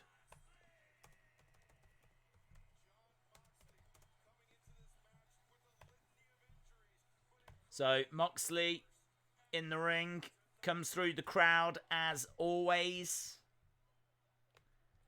And Raul Mendoza. Okay, this is an up-and-comers match. Joaquin Wilde.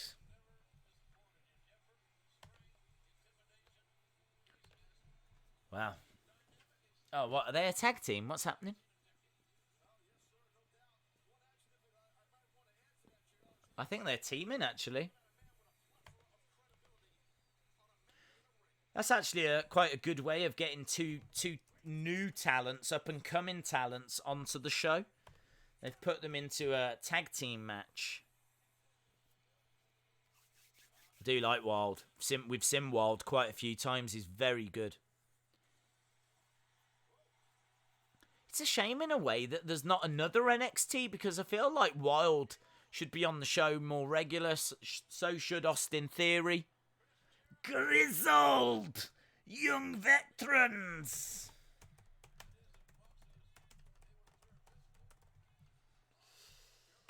There we go. Grizzled young veterans.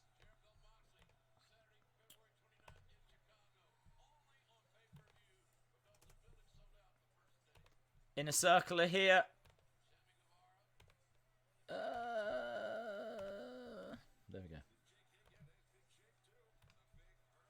Jericho's got his ticket.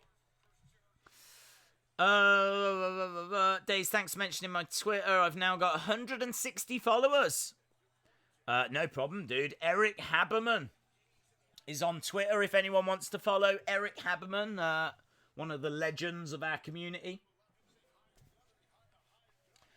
Okay, we've got tag match on NXT. Grizzled Young Veterans taking on Mendoza and Wild. Over on AEW, we've got the highly anticipated in-ring debut of Jeff Cobb. Jeff Cobb versus Moxley. I would imagine the Inner Circle are going to get involved here.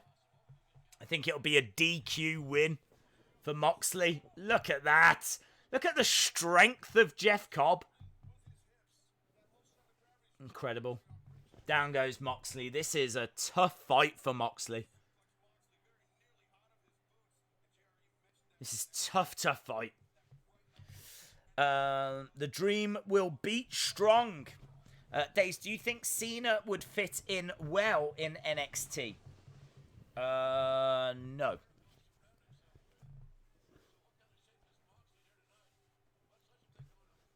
I don't, because he is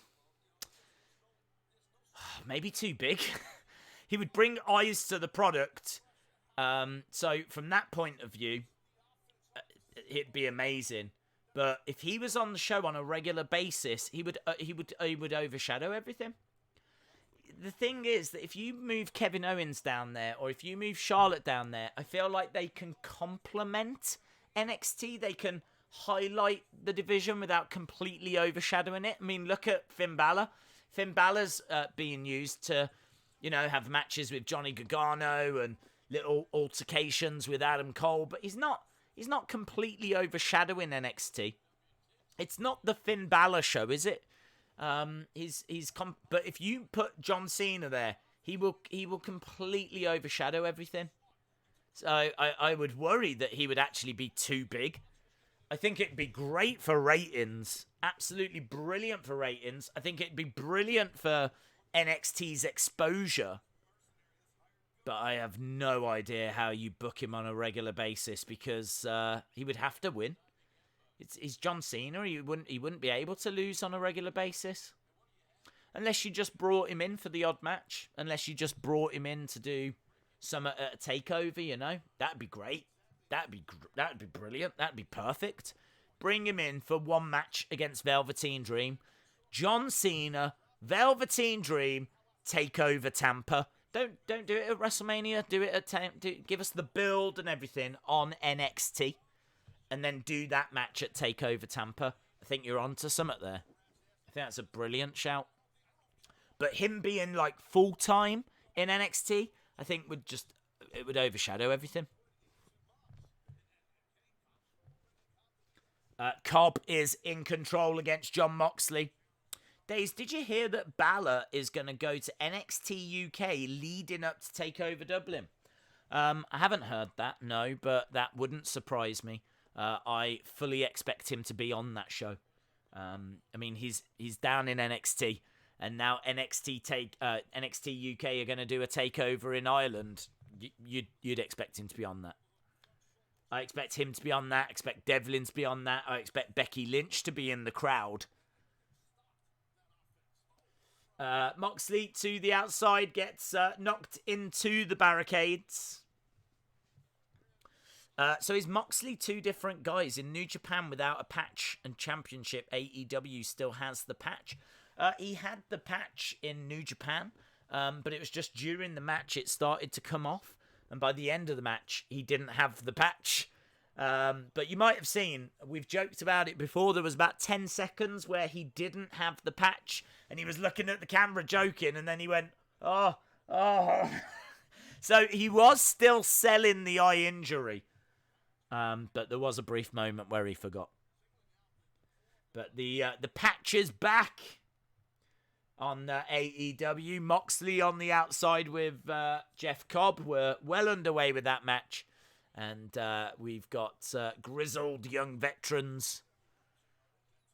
Nice. Working great together as a team. Going for the pin. 2, 3. And getting the win as well.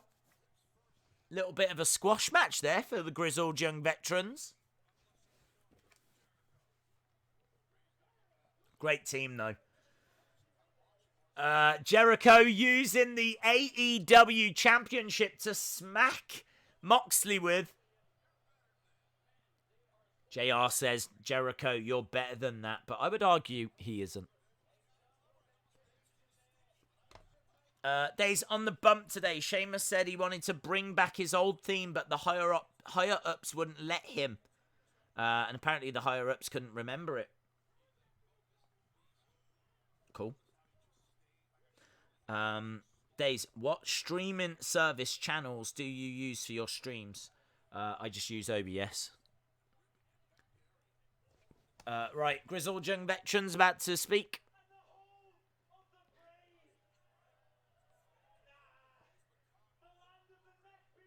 The land of the neckbeards. That's me. I'm growing a neckbeard. Grizzled!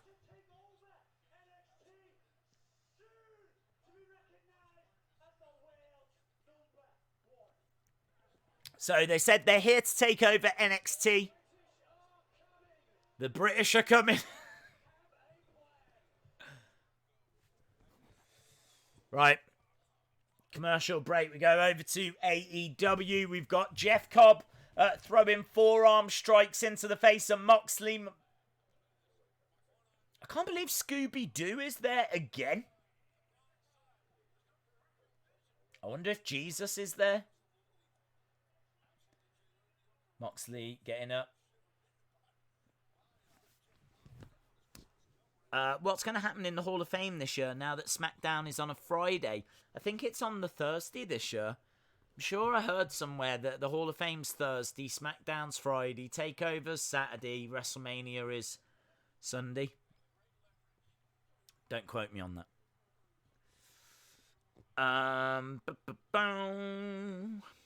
Cena versus Keith Lee would be awesome. It would be awesome. We're getting towards the halfway point, my friends. We're almost an hour into these shows, so have a little think. In a few minutes, I will ask you to score both of the shows. Get your scores in.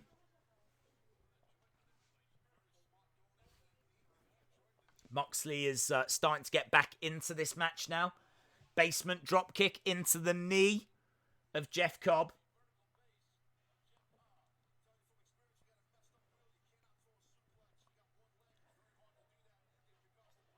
And he's working on the knee, slamming it into the ring post.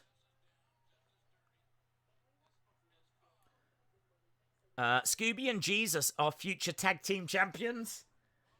Yeah, weird, isn't it? There's a sentence you never thought you would type out, is it? Jake Hager, Sammy Guevara, Jericho still sat in the front row. Rob Johnson says, Days, I'm going to go to Tampa for WrestleMania weekend. Amazing. Days, what's a good way of gaining followers on Twitter? I've got 44 and I don't do YouTube and I'm finding it hard to get new people. You just got to interact with people, dude. You got to just like people's comments, comment on their posts, just interact. And, interact with people and post engaging content. Could be facts, could be opinions. Just get yourself out there. And then, if people like what you're saying, then they'll follow you. Heel hook by Moxley.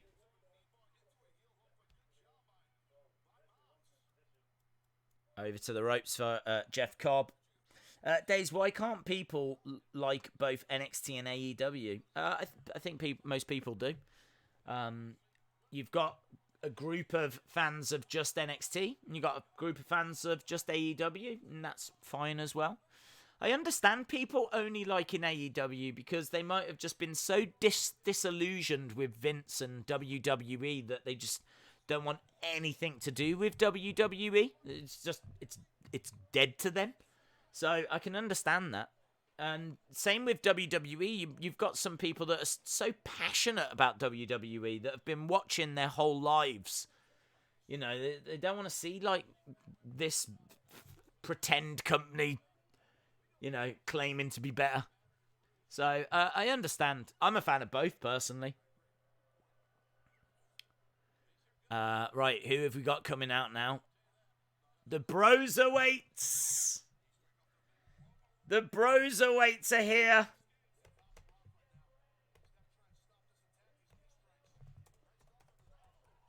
Broserweights. Wonder what the future's going to hold for them. They need to sort this music out. Their music is Pete Dunne's music, quickly followed by Matt Riddle's. There he is, look, little smile on his face. Bro. I like how Riddle wears the title. He wears it round here. Doo-doo. Clothesline by Moxley, and Cobb doesn't go down, but Cobb replies and Moxley goes down. They're in with the crowd, look. Bro. This is cool. In with the crowd. Pete Dunne, Matt Riddle.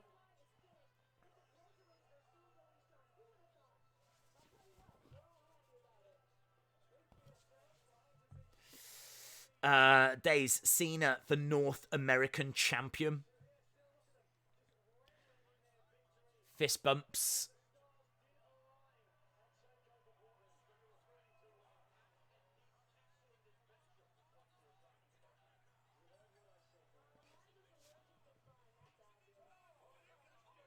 Moxley actually gets a clean win over Jeff Cobb, which I'm really surprised at. Inner Circle have come running in. It was a real back and forth. So I don't know, he beat him, he pinned him. It was clean.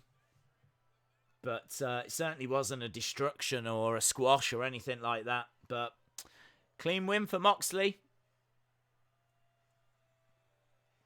Dustin Rhodes is coming down. We know that it's going to be Dustin Rhodes against Jake Hager. Dustin Rhodes has come down on his own.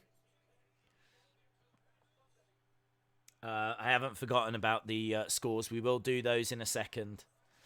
Days, when is a loser leaves NXT match? They haven't said that's what's happening, but Ciampa just said something that implied it. He says that he can't move on with his life whilst Johnny Gargano is in NXT. Bro. Where's the golf cart?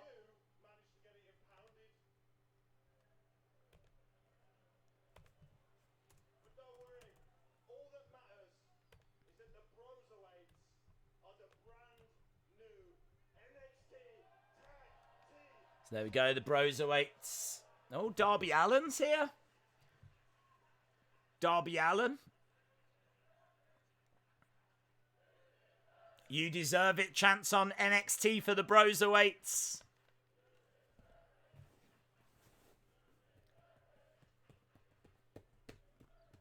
Allin skating his way down to the ring.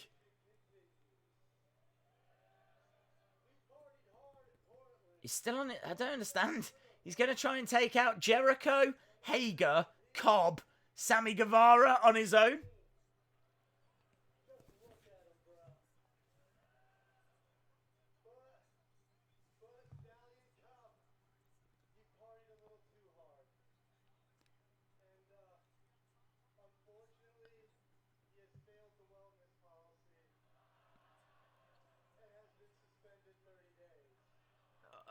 Right. The cart failed the wellness policy? Oni Lorcan and Danny Burch making their way out. Who do you think will win, Fiend or Goldberg? Fiend. Okay, Lorcan and Burch are here. Moxley and Jericho are brawling on AEW. Is this... I'm guessing this is going to be a match then? Broserweights versus these two?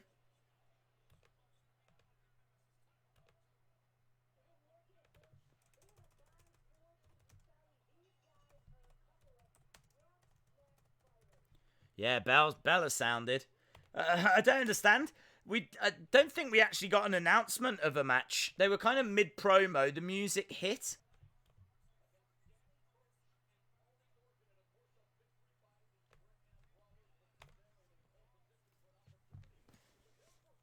I've got to admit, I like some of the lines from the promos. I think that they come out with some interesting stuff, you know, the failed wellness policy line and stuff like that, but always seems to take so long.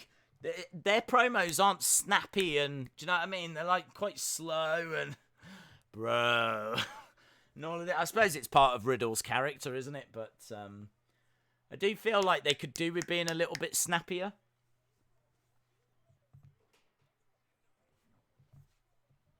Right, get your scores in then, guys. What would you score it at the halfway point? What would you score AEW? What would you score NXT? What are your scores for this week's show? We are into the final hour.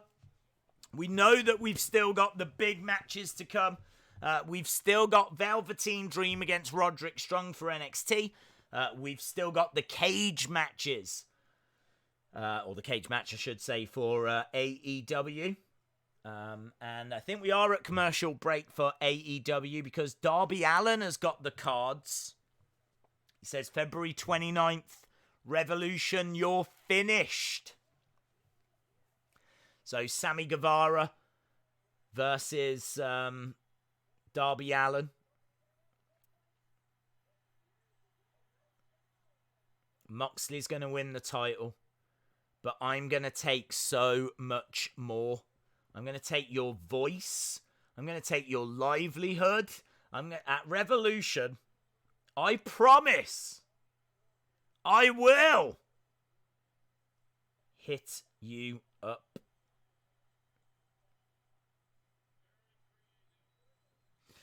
So, there we go. NXT 6, AEW 8. AEW 6.5, NXT 5.5. 8 out of 10 for AEW. AEW 8, NXT 7. Yeah, AEW 7.5, NXT 7.5, says Monica King. 0 out of 10 for both unless Yogi Bear turns up. That sounds fair. Jason Barton says 10 out of 10. Days, that was 3 feuds in one promo. That is smart. NXT 7.3, AEW 7.9. Callum Jess 7 out of 10. The only thing I didn't like about that promo, the 3 feuds thing you're talking about, is why did they all have to come down individually? Like, I don't understand. Why didn't Darby Allin and Dustin Rhodes come down at the same time? Because they both came down when it was like 4-on-1 situation. I feel like it would have been more beneficial had they have at least come down together. We're moving on, though. There's no time to wait around. We're going to AEW tag match for the tag titles. We've got the Lucha Bros. Lucha Bros taking on Omega and Hangman Page. Now, I'm sure Omega and Hangman are winning this. I'm sure Omega and Hangman are winning it. And then we will get the Elite fighting each other at the pay-per-view, which isn't that far away, is it? I'm sure was it about a week or so? Just over a week, is it, till we get to AEW Revolution? 10 out of 10 because Scooby-Doo is there. 10 out of 10 for NXT, 0 out of 10 for AEW. 8.10 for AEW, 5.10 for NXT. I feel like the majority of people are leaning towards AEW again this week. Scores tied at 7, says Showtime Torres. The Broserweights are the best tag team in NXT, says Jonathan. 7 for both, to be honest. Days, why not the NXT tag titles? Why not the NXT tag titles have the North American default side plates? I don't know what you mean, dude.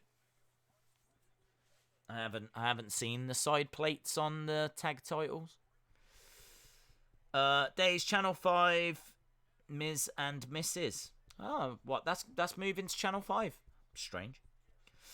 Days, NXT is 27 pork pies out of the oven. Well, there we go. There we go. There's no arguing with that. There's no arguing with that. Who's Hangman? Hangman Page? Hangman Adam Page. One half of the AEW Tag Team Champions. And fun fact, an alcoholic. Here's Kenny. We are at commercial break for NXT. We've got just under 50 minutes to go. And as we said, we've still got Velveteen Dream taking on Roderick Strong. And on AEW, we've still got Cody versus Wardlow in that cage match. Steel cage match to come.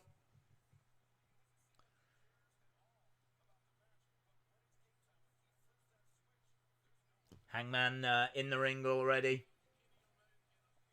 Kenny Omega. Days correction. Why do the NXT tag titles have the North American default side plates? I can't answer that, dude. I've not seen them, so I can't comment. Where is Johnny Gargano?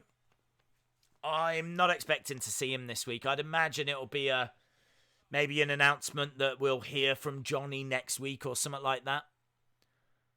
There's not really a rush for them to put Johnny on the show. I'd imagine there'll be like a next week we hear from Johnny Gargano type thing. Johnny explains his actions. Right, AEW Tag Team Championship.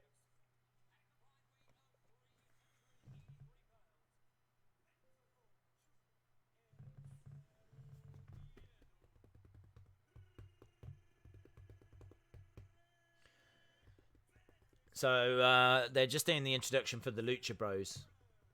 I feel that AEW has been the better show this week.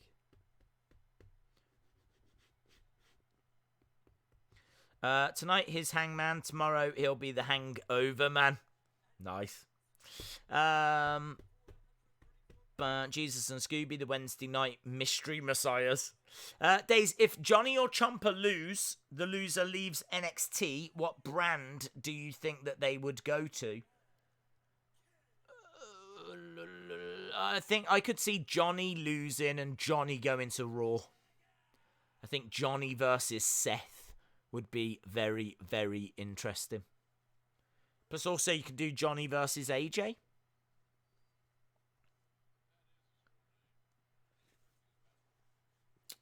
When WWE has the roster shake-up after WrestleMania, do you think they will add some NXT superstars? I think there's a chance that there'll be some movement.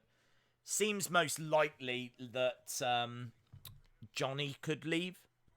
Although saying that, he said he was NXT for life, but we all know how these things change. Tommaso's made it very clear that he doesn't want to leave NXT. Up next, we got Keith Lee. Little graphic saying Keith Lee's coming next. Hangman face to face with Fenix, and we're underway with this AEW Championship match. Scooby-Doo is going to be the Exalted One. Yes! Yes! I'd love that. Scooby-Doo is the Exalted One. It would explain why he's always there.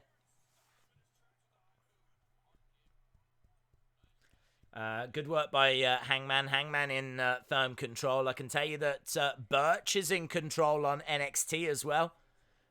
Broserweight's in a bit of trouble. I'm sure they'll find the win. Days Finn probably got the Fiend's changing power. Thoughts on WWE having a TV championship that could go onto all brands? I don't think they need it, to be honest, because they've already got the 24/7 championship, which I believe can go to all brands. So, it might start getting a little bit cluttered with the 24/7 title and a TV title and a United States and an Intercontinental women's tag team for Raw, tag team for SmackDown, Universal, WWE, Women's Raw, Women's SmackDown, and I feel like there's probably more that I've forgot to mention. So there's a lot of titles. I just don't think they needed another one. If anything, I'd be looking to lose titles. I've said before, I think the men should just have a Raw champion. They should have a SmackDown champion. They should have a WWE champion. You don't need this Universal Championship. Just have a Raw, SmackDown, WWE. The WWE one can go to either brand. WWE champion would be Brock Lesnar. Your SmackDown champ would be Fiend. Your Raw champ could be, don't know, maybe someone like Seth.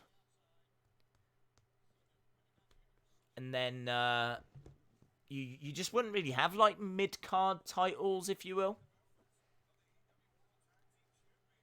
You've got your 24/7 title that's bobbing around. You could actually make something of the 24/7 title. Maybe if you manage to keep hold of it for like a month or something, you get to have a title shot. It'd be good if there was a stipulation like that. There should be a stipulation. If you get to hold it for a certain amount of time, then it means something, you know? And then just do like some tournaments to try and find number one contenders and things like that. I don't think there needs to be so many belts.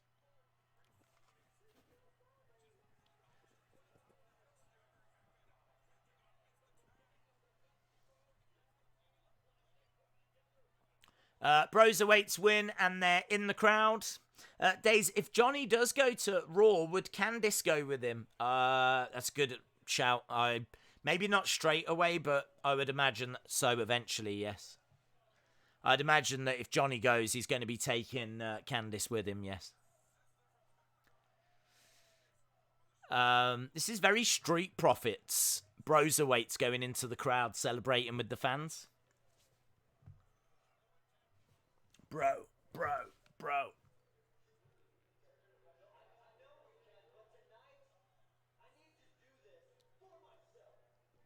Roderick Strong says he needs to do this for himself tonight. He doesn't want Undisputed Era getting involved. So it looks like it's going to be Roderick versus Velveteen Dream, one-on-one, no outside interference. Coming up very soon. Time is slipping away. We've still got the cage match to come. We've still got that big match to come. Days, I believe more belts give more opportunities. Look at Strowman and Andrade right now. I would disagree. I think more belts just waters down the importance of belts.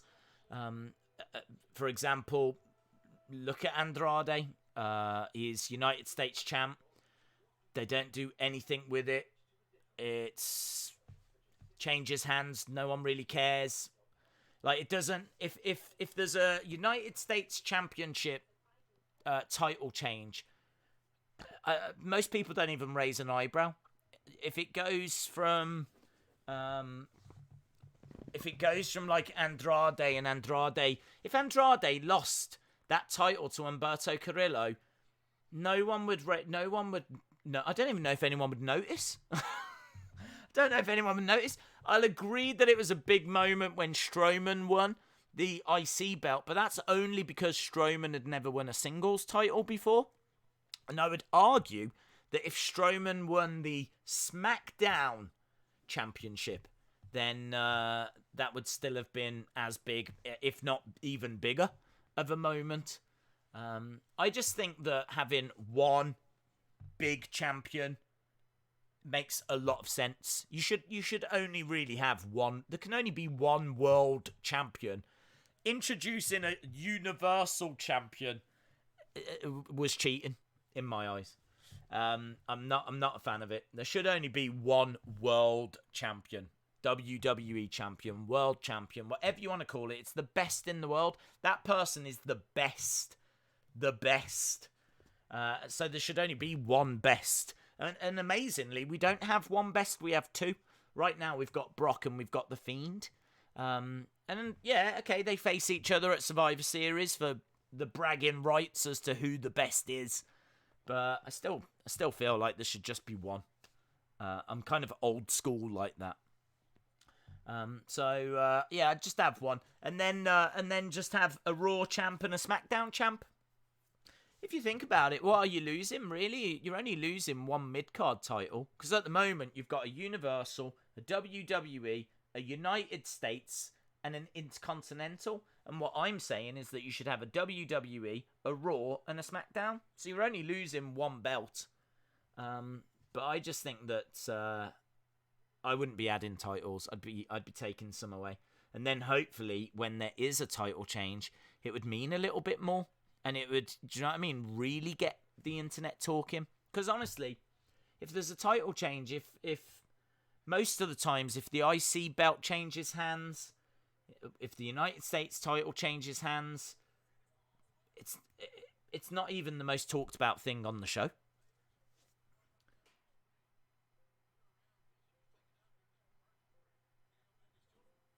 We are at commercial break with NXT, and Lucha Bros are in firm control at the moment. OMG, those greens. Said Days, what show do you think is better so far? I think AEW. I think AEW is better. I think that they are telling better stories, to be honest. I think we just had Broserweights against Oni Lorcan and Danny Burch, and there wasn't really any reason for that match. We've also had Grizzled Young Veterans against Joaquin Wilde and I can't even remember the other person. Raul Mendoza, wasn't it? And it's just I don't know, it's just been a lot of nothingness. I don't know if it's a bit of a hangover from TakeOver. But I do feel that AEW has been the better show. Keith Lee making his way out, though. New shirt idea, Dazed and Amused. Shout out to you, Vape Ross Vape. Hope you're well, buddy. Keith Lee making his way down. He's in wrestling gear, so it looks like he might be defending. Keith Lee. Bask in his glory. Bask in his glory. Rusty Shackelford says, Days, the belt that The Fiend wears counts as a universal title belt. Yes, it does. That's his version of the universal title. The real universal title lives in the Funhouse. It's the one on the blue strap. And then the one The Fiend carries is his version of it, so...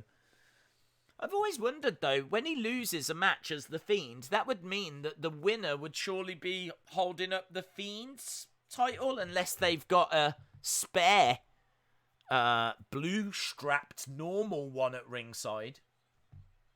I hope so, because it would look very, very strange. If Roman beats The Fiend at WrestleMania and Roman's holding The Fiend's belt, it's going to look weird. So, yeah, I hope they have a spare one at ringside. And also, I hope Roman doesn't win. Is this a promo? Is this going to be a promo? I think Keith Lee's cutting a promo first, but he is in wrestling attire. Bask in his glory. Oh, bask in his glory. Oh, bask in his glory. Nice little interview with Keith Lee on Backstage this week. Really interesting stuff. CM Punk apparently was gutted that he couldn't be there to speak to... Kona Reeves has come out. Yeah, CM Punk was gutted he couldn't meet and speak to Keith Lee in person. Huge fan. Kona Reeves has come out. Kona Reeves has been in NXT for so long. I feel like Kona Reeves has always been in NXT. Oh, he gets shoulder charged into the corner. Keith Lee, man. Keith Lee. Keith Lee should be NXT champ. You can ring the bell.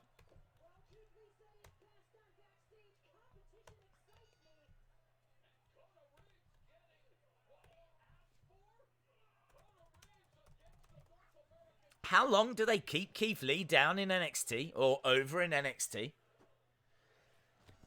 He's got it. He's got his presence, his look. He has killer matches.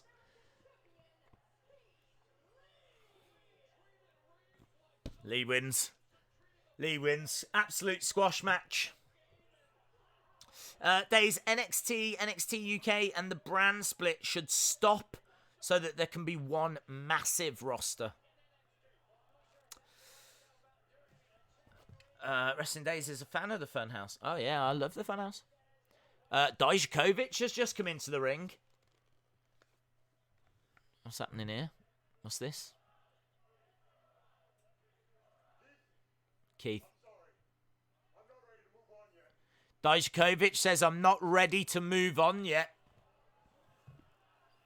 How many times has he got to lose? Keith Lee's got a little smile on his face.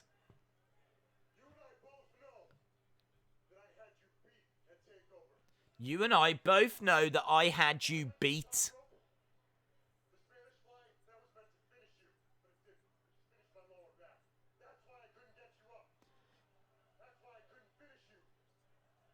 So,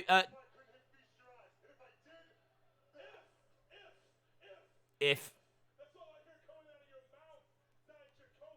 Yeah, Dijakovic with quite a few excuses here. And Keith Lee's saying, if, that's all I hear.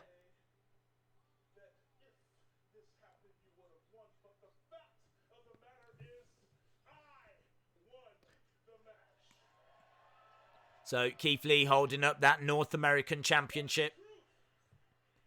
It's a great match. It was a really great match.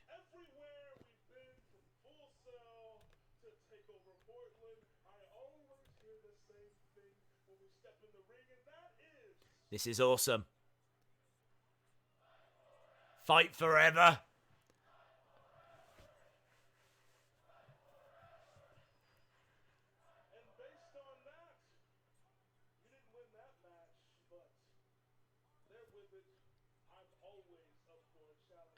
I think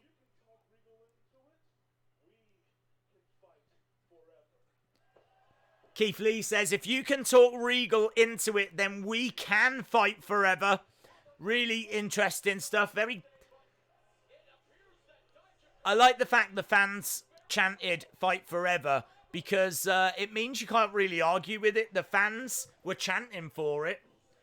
They're just giving the fans what they want. Keith Lee saying, if you can convince Regal, then we can fight forever. I gotta be honest, I want to see him moving on to something else. But it's always a good match. It always delivers. That was a hell of a match. Days, who's better, Bruce Buffer or Michael Buffer? They're both very similar, aren't they? I don't know. Omega and Hangman picking up the victory.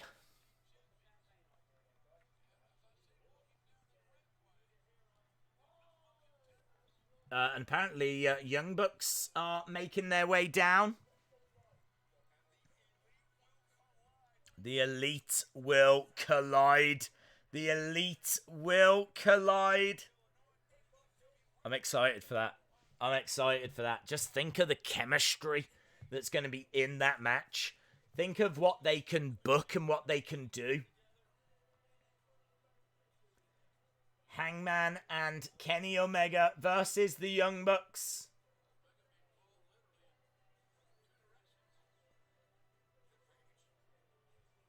Very, very interesting. He's looking for a beer. He's looking. Has anyone got a beer? That's a big beer.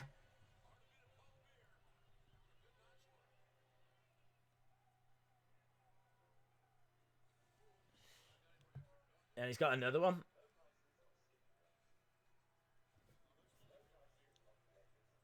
That was amazing tag match. Good match.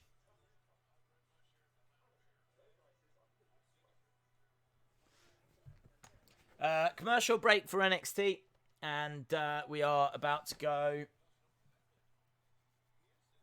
I think, to commercial break. He's having his third beer now.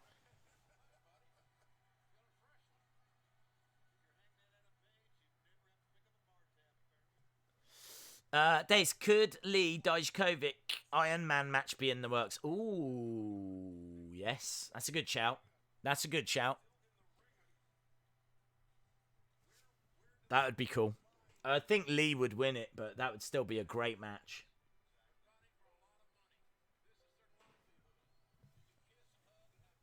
I like what JR is saying on AEW. He says they're going to be fighting for a lot of money. You can kiss, you can hug, but there's money at stake. The winners will take home more money. So winning is going to be very, very important. This isn't just going to be like a knockaround. I think it'll be a really great match.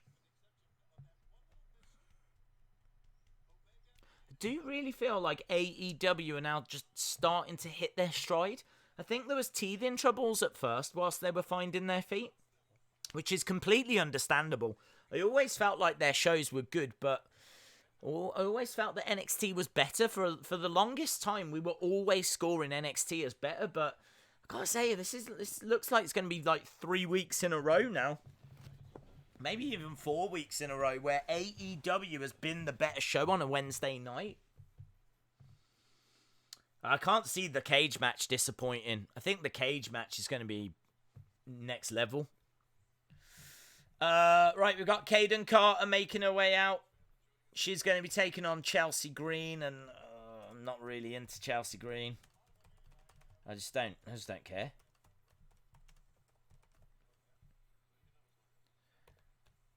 I wonder if she'll lose again. She lost her first match, which was quite a surprise. I wonder if they'll have her lose again. The tag match was phenomenal. Cage match coming up next.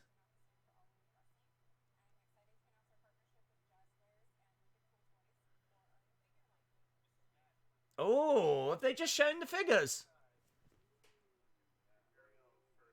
Oh, look at that, the figures! Wow, the articulation on the figures look awesome.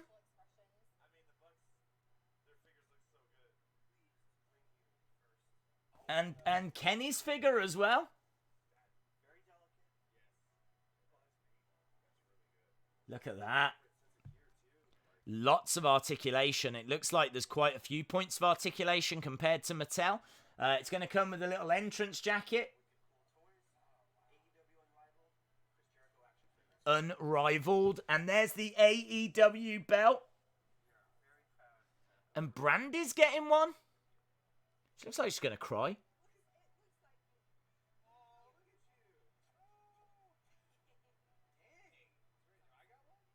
Yeah, surely you're getting one. So, who have we got? I need to make a note. Cody. Face scans on him look good. Articulation looks good. Looks like it's the same...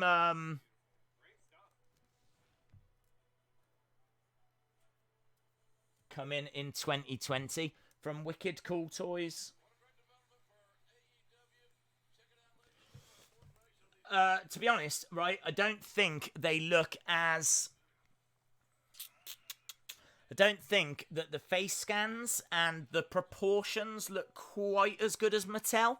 I feel like there's still a little bit of work that needs to be done with them. My initial reaction to those, great scale, great articulation. They come with accessories. I'm guessing they're going to be retailing at around the same price as the Mattel Elite figures, judging by the articulation and the fact they come with accessories. I'm guessing there's going to be about 6 in the line. So they showed us Brandy, Cody, both of the Young Bucks, Jericho. Was there anyone else? Brandy, Cody, Omega. So yeah, it looks like they're going to be the 6 in the first series. That would be my guess. But I think that the detailing, the proportions didn't look as good as Mattel. Certainly not where Mattel are right now. I think they're very, very comparable to, they got a little bit of Jax about them. Just a little bit of, I was getting a little bit of a Jax vibe. On the necks, something about the necks. Don't know if the necks looked a little bit long with the heads on top. I'd have to just have a look. Nothing disastrous. I'm comparing them to Mattel, and Mattel figures are, do you know what I mean? Bang on. Where Mattel are right now, they are smashing it out of the park. So those AEW ones do look very, very good. And considering their first time to lines, completely Series 1, first figures, first AEW figures, I think they've done an excellent job. But, yeah, not quite at the Mattel level yet. That's my first reaction. Mattel is the GOAT of toys. Yeah, it is true. They are market leaders, and it's taken them quite a while to kind of get to that point, you know. So, really interesting stuff. I bet they're going to be all over Twitter, those images. And, yeah, really, really cool. Let's have a look, actually. AEW. Let's see, latest. Have Wicked Cool Toys released some images of them yet? This weekend. Ringside Collectibles saying they'll have information this weekend. Yeah, there's a few pictures, but not. A few pictures, but nothing that you can really see. I was kind of hoping that Wicked Cool Toys might have actually released some better images. But there is actually a big, big toy fair this weekend. Ah, there they are.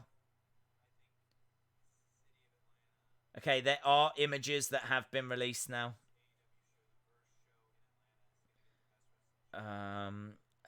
Amazingly, it looks like...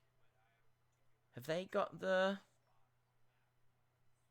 How have the major wrestling figure podcasts got the first images? There's an AEW ring as well.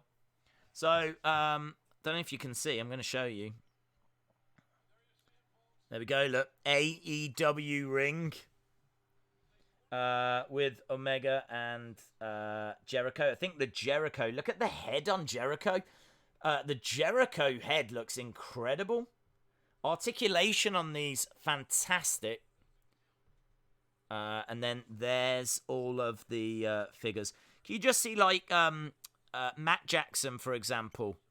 Just something with the proportion of the head and the neck. Just not 100%.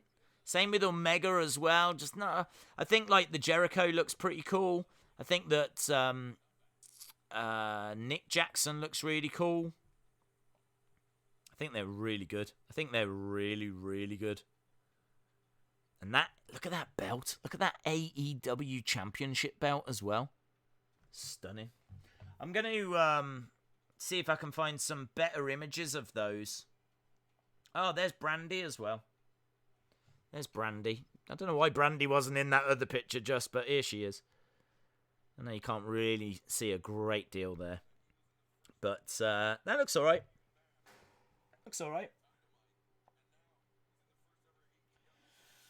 So, yeah, I'll do a video on those as soon as we finish with the stream. So, I don't think we'll stick around for our usual half an hour. I normally like to stick around. I can tell you that Chelsea Green has won in her match. Yeah, I normally like to stick around for half an hour, but I'm going to see if I can find some more information on those. And I'll try and get a video out tonight. Right, where are we? Omega and Hangman were victorious. So we need to change that over. This is the cage match. It's a cool looking cage. Again, we did a video on it. Cody versus Wardlow. This match is going to be insane. Boom. Days you missed Bianca. Oh, I'll live. What did she say? I'm guessing we're building towards Velveteen Dream versus Roderick Strong.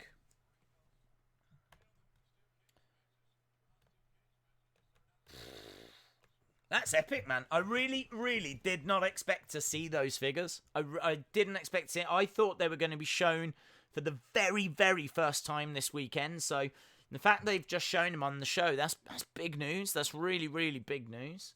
Really was not expecting that. So, yeah, that's exciting, man. I just want to find images and see what other images there are. There might only be like a handful of images, but I don't know if that's all the wrestlers in Series 1 or if there's going to be more AEW superstars or what the situation is, but I really want to find out. We got 19 minutes. As I said, we would normally stick around, but I really want to find more out about those figures. So hopefully I can do that in a bit. Daisy's being an AEW mark tonight. Now, I was always into the figures. I've always been a fan of figures. And genuinely, I think the past few weeks, this has been a better show. Days, I feel like when Pete and Matt lose the titles, one will turn on the other. I agree. Days, if you could repackage any NXT talent right now, how would you go about getting them the right gimmick? I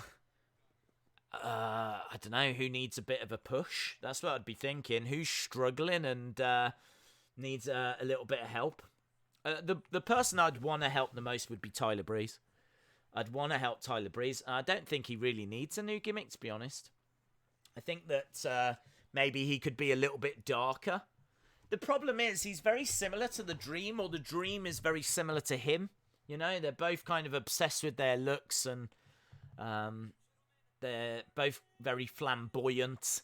So it's a little bit samey. So maybe I'd look for something new for Tyler Breeze.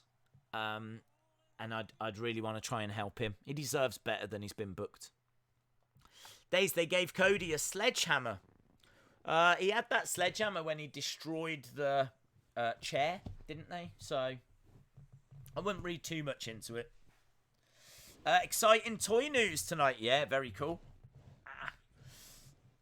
Who do you think Triple H will face at WrestleMania? I'm not sure he will, to be honest. I don't know. I don't think he's going to have a match. Days is missing everything on NXT right now. Well, considering it's at commercial break. Days giving you a shout out from Arkansas. Shout out to you, Vanessa. How do you get out of the cage? Through the luchador? Nice. Don't forget, they have announced that there's no escaping the cage. Literally, it's just pinfall or submission. Days JBL rumoured for the Hall of Fame. Yes. Bianca called out Charlotte. Cool. Since Baszler is going to Raw, are Duke and Shafir going with her? They could do. They haven't announced anything. So they could be going. We'll have to wait and see. Great shows. Shout out to you, Stephen. They are. I agree. Next week, we're going to get Tommaso Ciampa against Austin Theory. Britt Baker might have more ammo next AEW. She might get mad at Brandy for having a figure before her. Debut in a cage. Oh, yeah, that's a good point. His debut is inside of a cage. No, I can't think of anyone else that's done that. Talking of cages, in 2 weeks' time, Tegan Nox against Dakota Kai. I would give Kushida a massive push. You're right. He definitely deserves it. Definitely deserves it. The booking of Kushida has been very, very strange. Very strange. Brandy coming out. So is Arn Anderson as well. So Cody making his way down, and out comes the Velveteen Dream. We got 15 minutes left. 15 minutes left, my friends. That's cool. They've got smoke machines in all 4 corners. I tell you what I don't like about Brandy, and there's quite a few things, but what I don't like is she spent weeks with that stupid Nightmare Collective, and now we're meant to just forget it and root for her, and she is being supportive of Cody and all this kind of stuff, you know? Don't like it. Velveteen is back, and he is wearing his attire that he wore in a promo, and it's actually his attire from his last figure. So, figure news and info everywhere. There was a figure that came out of the Dream. I don't think I've got it down here, have I? Have I got it down here? No, I think it must be over there. There's a figure of the Velveteen Dream. And is that it? Is that it? I might actually have it over there. Can I see it? Have I got it? Let's have a look. D-R-E-A-M is Velveteen Dream. D-R-E-A-M is. There he is, look. The Dream in his attire that he's wearing right now. That is, what is that? That's Elite Series 72. It's a cool figure. Comes with the North American Championship as well.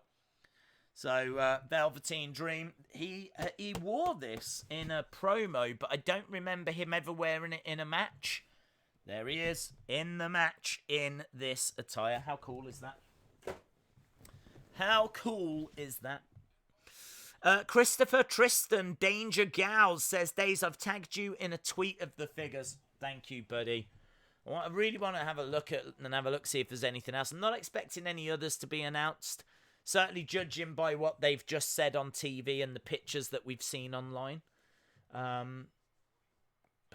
that's really exciting for me. That's the biggest news coming out of tonight. Out of everything that's happened, that's the biggest news of tonight. There's a lot of people excited for those figures. They scanned MJF, though. I remember seeing MJF being scanned. So I wonder where his figure is. Unless there's a video game on the way as well. And that wouldn't surprise me, because they, you know, Omega loves video games. Roderick Strong has made his way out. Nice kick by Cody. Dream's figure is more cut than the Dream is. Days, I know it's not WWE or AEW related, but did you hear that Velvet Sky is going through some serious health issues? I did not, no.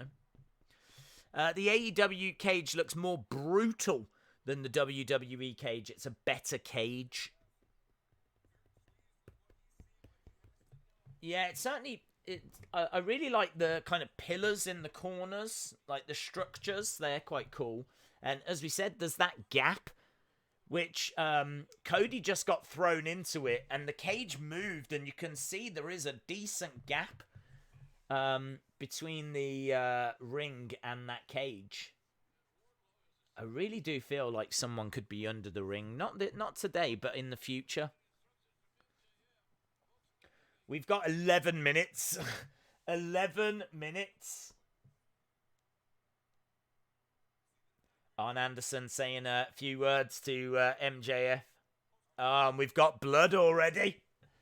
What is it about Cody? I've never seen someone that gets busted open so easily. I swear they just look at him and he starts bleeding. So now we've got blood coming down. Unless he's bladed, but I don't know.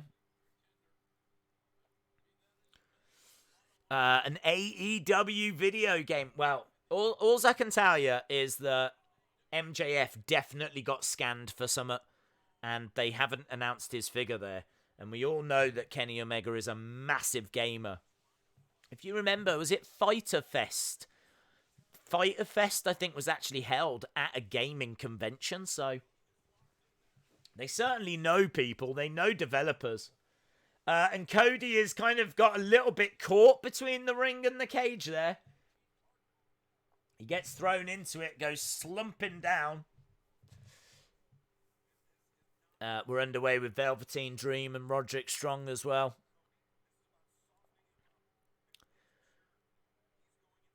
I'm not sure about that Dream outfit. I mean, I like the fact it's what he's wearing there, but it does look like a baby romper.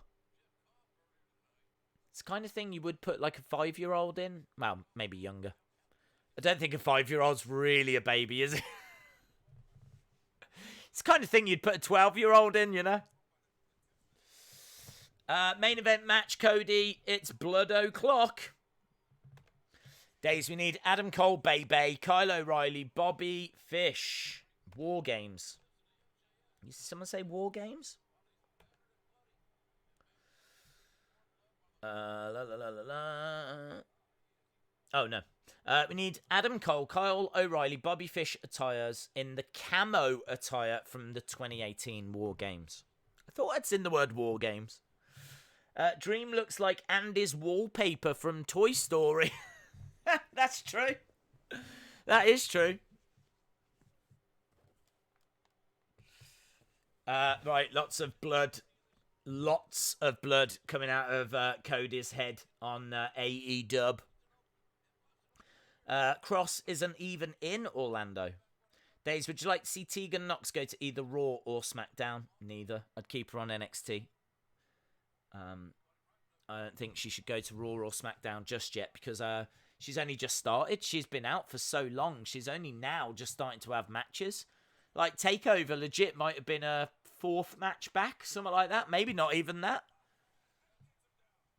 She's hardly had any matches. I'm not sure how many she's had on house shows, but yeah, it wasn't long ago she came back from her knee injuries, so I wouldn't be taking her to Raw or SmackDown just yet.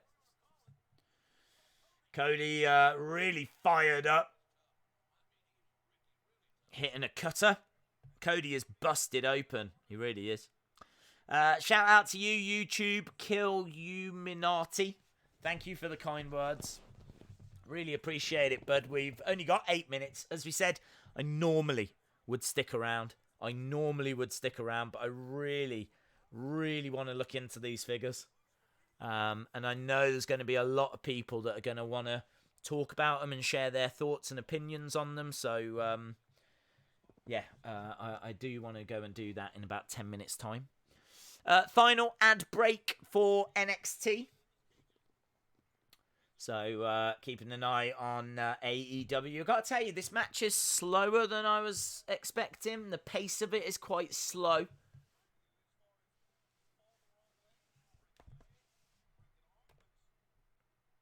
Days, the AEW cage reminds me of the WCW cage, where the only way to win is to handcuff the opponent to the cage. You get 3 minutes to hurt them after the bell. Wardlow is starting to unload now on Cody. MJF must be loving this. Of course, this was one of the stipulations. Cody could get a match with MJF. As long as he had this cage match with Wardlow first. Next week, we've got a Moxley, Jericho, a Revolution weigh-in. Door opens and... yeah, the door being open irrelevant. But MJF's going to slam that door in his head, isn't he? Arn Anderson's going to try and stop him doing it, though. Arn holds on to the door. He knows exactly what MJF's... no, come on. Nice! MJF was trying to convince Arn to slam the door in the head of Cody. Arn slams it into MJF. I was listening to Arn's podcast this week. It was excellent.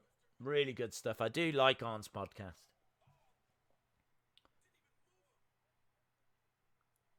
Here we go. Look, Cody collides into Wardlow. Cody with a second wind.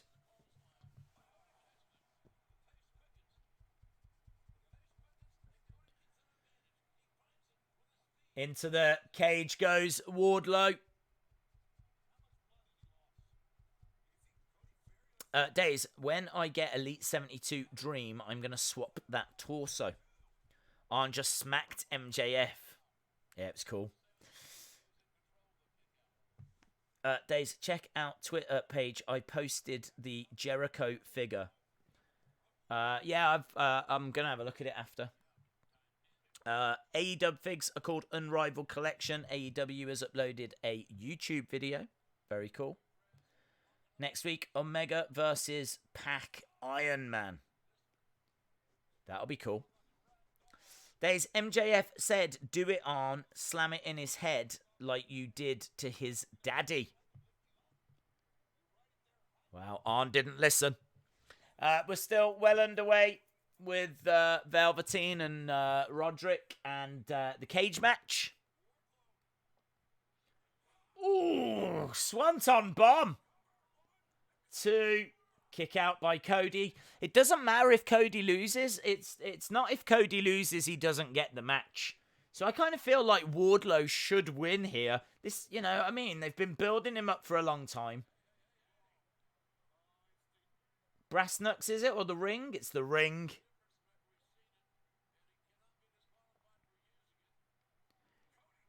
Low blow by Cody.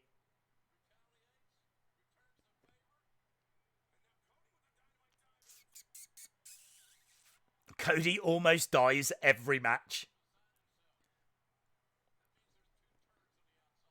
MJF is climbing up the cage on the outside, but Brandy is it with the chair? Yeah, Brandy with a chair. Where's Arn? There's Arn. Arn hurls MJF into the crowd.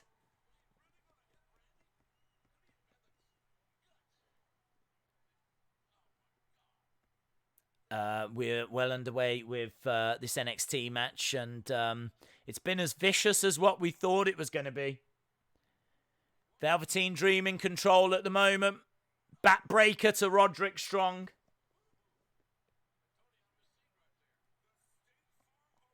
And Brandy is struggling to watch on AEW.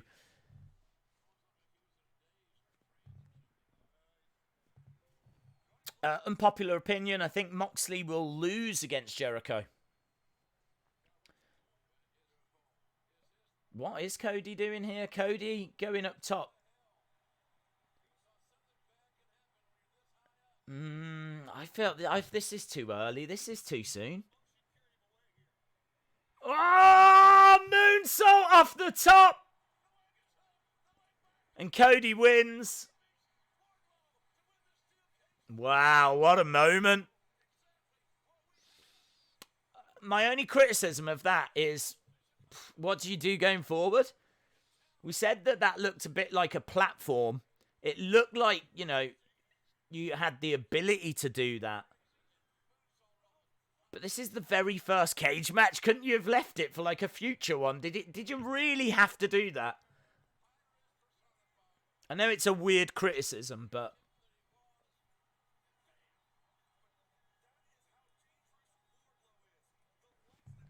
Well, there we go. Excellent show from AEW.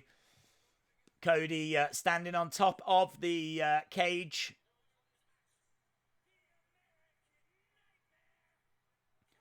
He does look cool. He looks very, very cool standing on top of that cage with blood all over his face. And isn't it crazy to think that WWE had him and just made him Stardust? Isn't that mental?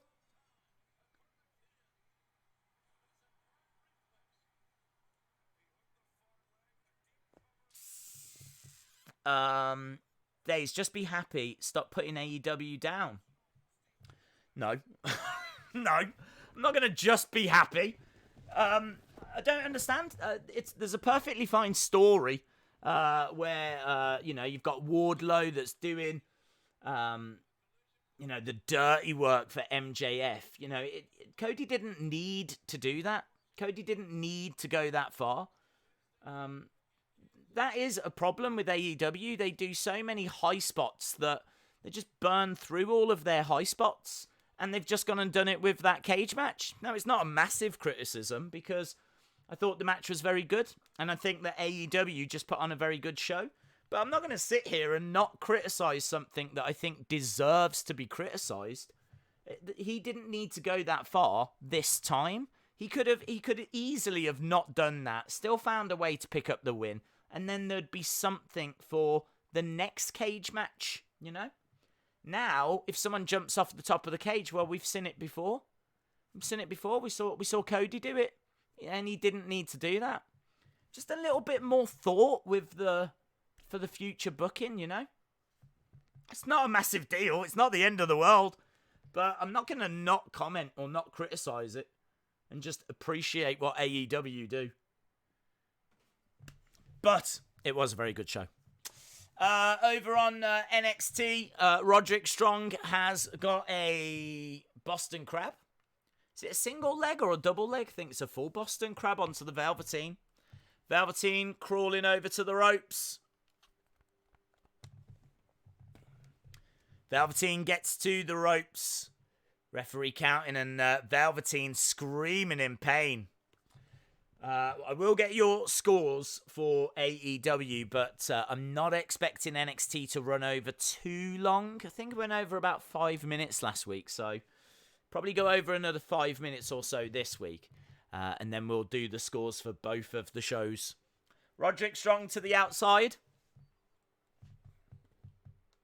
There has been no outside interference. I'll tell you the other thing. There's been no Marina Shafir as well, which I'm quite confused by, because I really thought she would be involved. She's been so heavily involved in the build that I thought that she would get involved in the match somehow.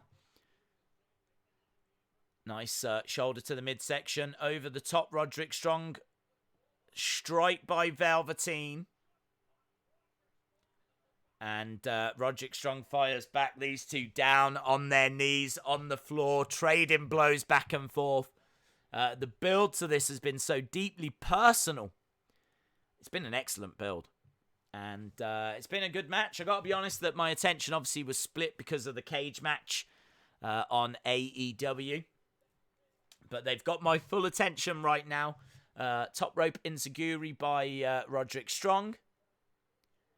Hashtag Dream versus Strong. Strike back by the Dream. Forearm strikes coming in. Oh, nice kick by the Dream. Dream Valley Driver doesn't seem to have put Roderick Strong away. Oh, look at this! He takes off that romper suit and he's got Marina Shafir on the front and back of his ring attire. He's going to do a bit of a hip swivel. To the outside, he goes crashing down onto the Undisputed Era that have just come out. Springboard. Oh, knee strike by Roderick Strong. 1, 2. Oh, no, it's just frozen on BT Sport. Literally, it just went 1, 2, and then it's froze. Wow, isn't that super annoying? We apologise for the poor picture quality. We hope to correct the fault soon. What? BT Sport has just frozen in the UK. There's just been a little message pop up that said, no word of a lie, 1, 2, picture's gone. And a little message saying we apologise for the picture quality. And now it just says BT Sport. This is a mockery of a sham wrapped in a mockery. on Shamville, driving down to Mockery Town.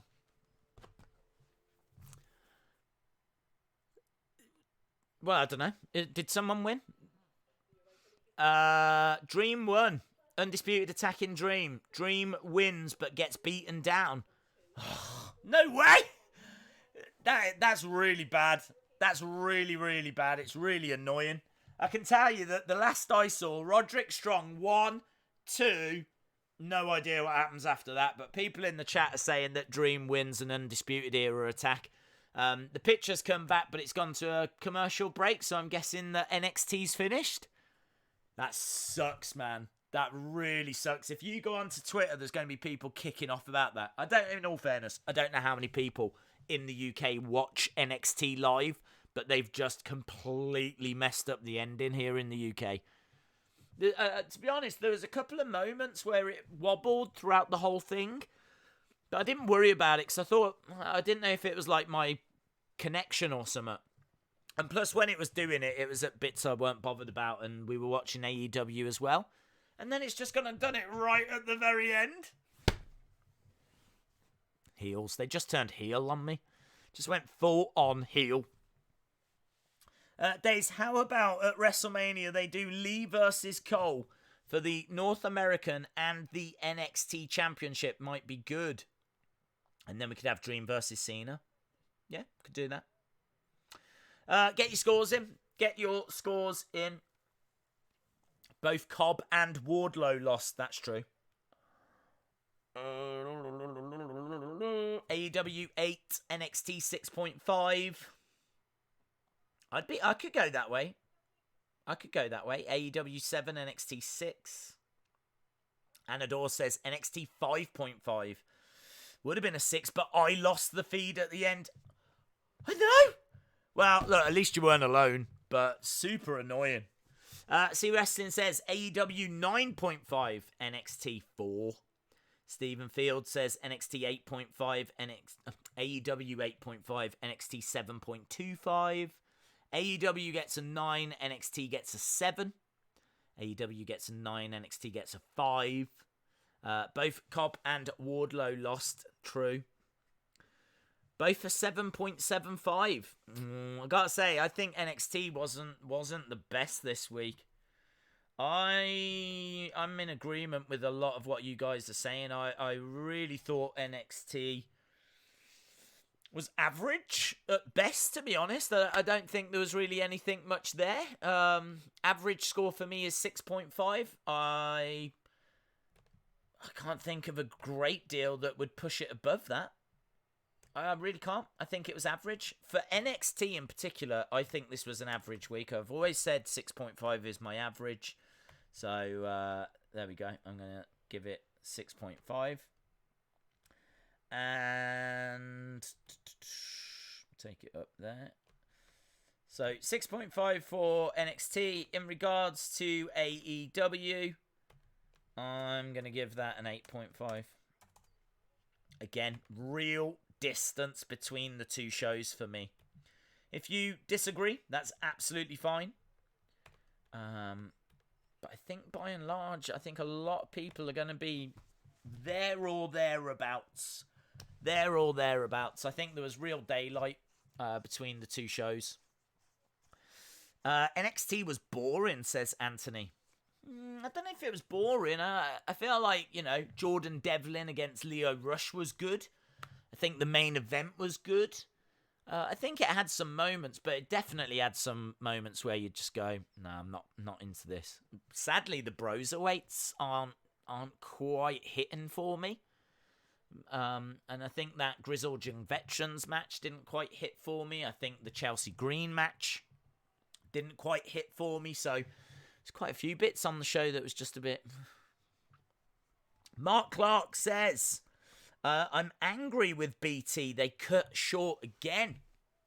I don't know if they cut... was it cut short? I don't know if it was cut short. Maybe it was. Maybe you're right. Maybe it was cut short. Interesting. I agree. NXT just didn't do it for me this week, says Jaden. Notorious Nightmare says, Days, me and my dad are going to go to the bar later this week to watch Wilder versus Fury. Can't wait. Amazing. What was your favourite match of the night? Favourite match of the night? Maybe Lucha Bros against Omega and Hangman. I thought it was a very, very good match. I actually think that the best Omega matches we've had in AEW have been when he's been in this tag team. And I like what they're doing with Hangman Page, so yeah, I'd have to go that way. Days BT doesn't do the overrun. Yeah, but they apologised for the poor picture quality, and it actually flickered throughout the show. It wasn't just a clean end and then we went to commercial. We were watching the match, and then it flickered and froze, and the screen went green, and then they even issued an apology, and they said, we apologise for the weak picture quality. So it wasn't a case that BT just went, done, end of the show, which is what they have done before. It wasn't that. This was something to do with a weak signal, and it had actually happened throughout the show, so whether they do the overrun or not, I think that's a separate thing. I think this just went out because they had actual technical difficulties. Days, my cousin is the one I lost just a week after my uncle. That is rough, dude. Thoughts really are with you. Really are with you on that. Sorry to hear that, bud. I love the Omega and Hangman tag team. Can't wait for Friday's SmackDown. Should be good. Charles says, I agree with the shows, just not seeing AEW finding new viewers. They need to get that million number. Yeah, I think they're doing a really good job of maintaining. They're not losing viewers. I think they're facing some stiff competition from NXT. I think NXT, certainly around WrestleMania, are going to be right back in it. And I think it's very hard for AEW because there's not the big names out there, as we said. They could do with CM Punk. I'm sure they've tried. In fact, I know they've tried. I'm not sure that it's going to work for them. I'm not sure they're going to get him. But that's who they could do with. There's not many people out there that have got that name power, that name recognition. So it's tricky. They're in a tricky position. There's, Matt Hardy might help them. A decent name. They need huge names. That's what they need. They need Cena. They need CM Punk. They need Seth Rollins, Roman Reigns, Finn Balor. Do you know what I mean? There's not loads of big names out there. Certainly those stars have got contract pulling power now with WWE. I should imagine their contracts are big because they certainly aren't going to want to be losing those kind of superstars in the future. So, yeah, I think they can only do what they're doing, and what they're doing is very, very good, AEW. And they just need to try and grow as and when they can. Let's hope SmackDown doesn't get cut off. Days, I tagged you in a tweet. Thank you. If NXT wasn't on Wednesday, AEW would be a steady 1.5. Vince took 700,000 viewers a week away. Vince won the war. Well, the war's not over yet, bud. Bianca versus Rhea versus Charlotte in a triple threat. It's what we've speculated, yes. Triple H said that Bianca wasn't finished. Apparently she did call out Charlotte tonight as well, so just kind of goes with that. Days AEW Unrivaled thoughts. Well, I'll tell you my thoughts. I've already told you my thoughts. My thoughts were in the stream earlier on, but I'm actually going to go now. We normally stick around for half an hour. We've stuck around for 15 minutes. But I do want to just end the stream early because I want to go and put all my thoughts into a video. But headlines are, I think that they look very good considering they're the first figures. I think that the lineup is a decent lineup. I don't think they're quite at Mattel level. But as I said, I'm going to go and have a look and see what... apparently there's a video and the people have sent me pictures and everything. So I'll go and chuck that into a video now. So awesome, guys. Thank you so much for watching. Hope you enjoyed the stream and I hope you enjoyed the shows. As you said, it's a very... I keep stressing it because it is true. Wednesdays are very different. And I hope people recognise and understand that because there's 2 shows to watch. They're more wrestling-focused shows than Raw and SmackDown. They tend to be more about the action in the ring and the storytelling. So it doesn't mean that we've got a great deal that we can kind of have fun with. We kind of have to watch the action, call the matches, theorise where it's leading, talk about what we like, talk about what we don't like. So it does make for a little bit more of a serious stream on a Wednesday. And it's just the way it goes. If the shows are more serious, the streams tend to be more serious. But we tend to be able to have a lot more fun on a Monday, a Tuesday, and a Friday. And I like it. I like being able to kind of sit here and really talk about wrestling. So I do look forward to the Wednesday streams for that reason. And I think it's very interesting what AEW are doing at the moment. And obviously it's interesting to see NXT trying to compete and kind of fight that because they are definitely in second place, not just in the ratings, but I think in the show qualities at the moment as well. I think AEW are doing a really, really good job. So, yeah, I really enjoy it, but we will go back to our normal, light-hearted, fun streams on Friday. I'm sure there'll be lots to take the mick out of with SmackDown. Normally the worst show of the week. But who knows? There might be some glitches. That they've been quite fun. Obviously, the fallout to Otis and Mandy as well. You know, that story's going to continue. Building towards Super Showdown with Fiend and Goldberg and plenty to look forward to. So, yeah, we will be back on Friday for SmackDown. So, thank you so much for joining us. Really do appreciate it. Hopefully, I'll see you again next time. Bye for now.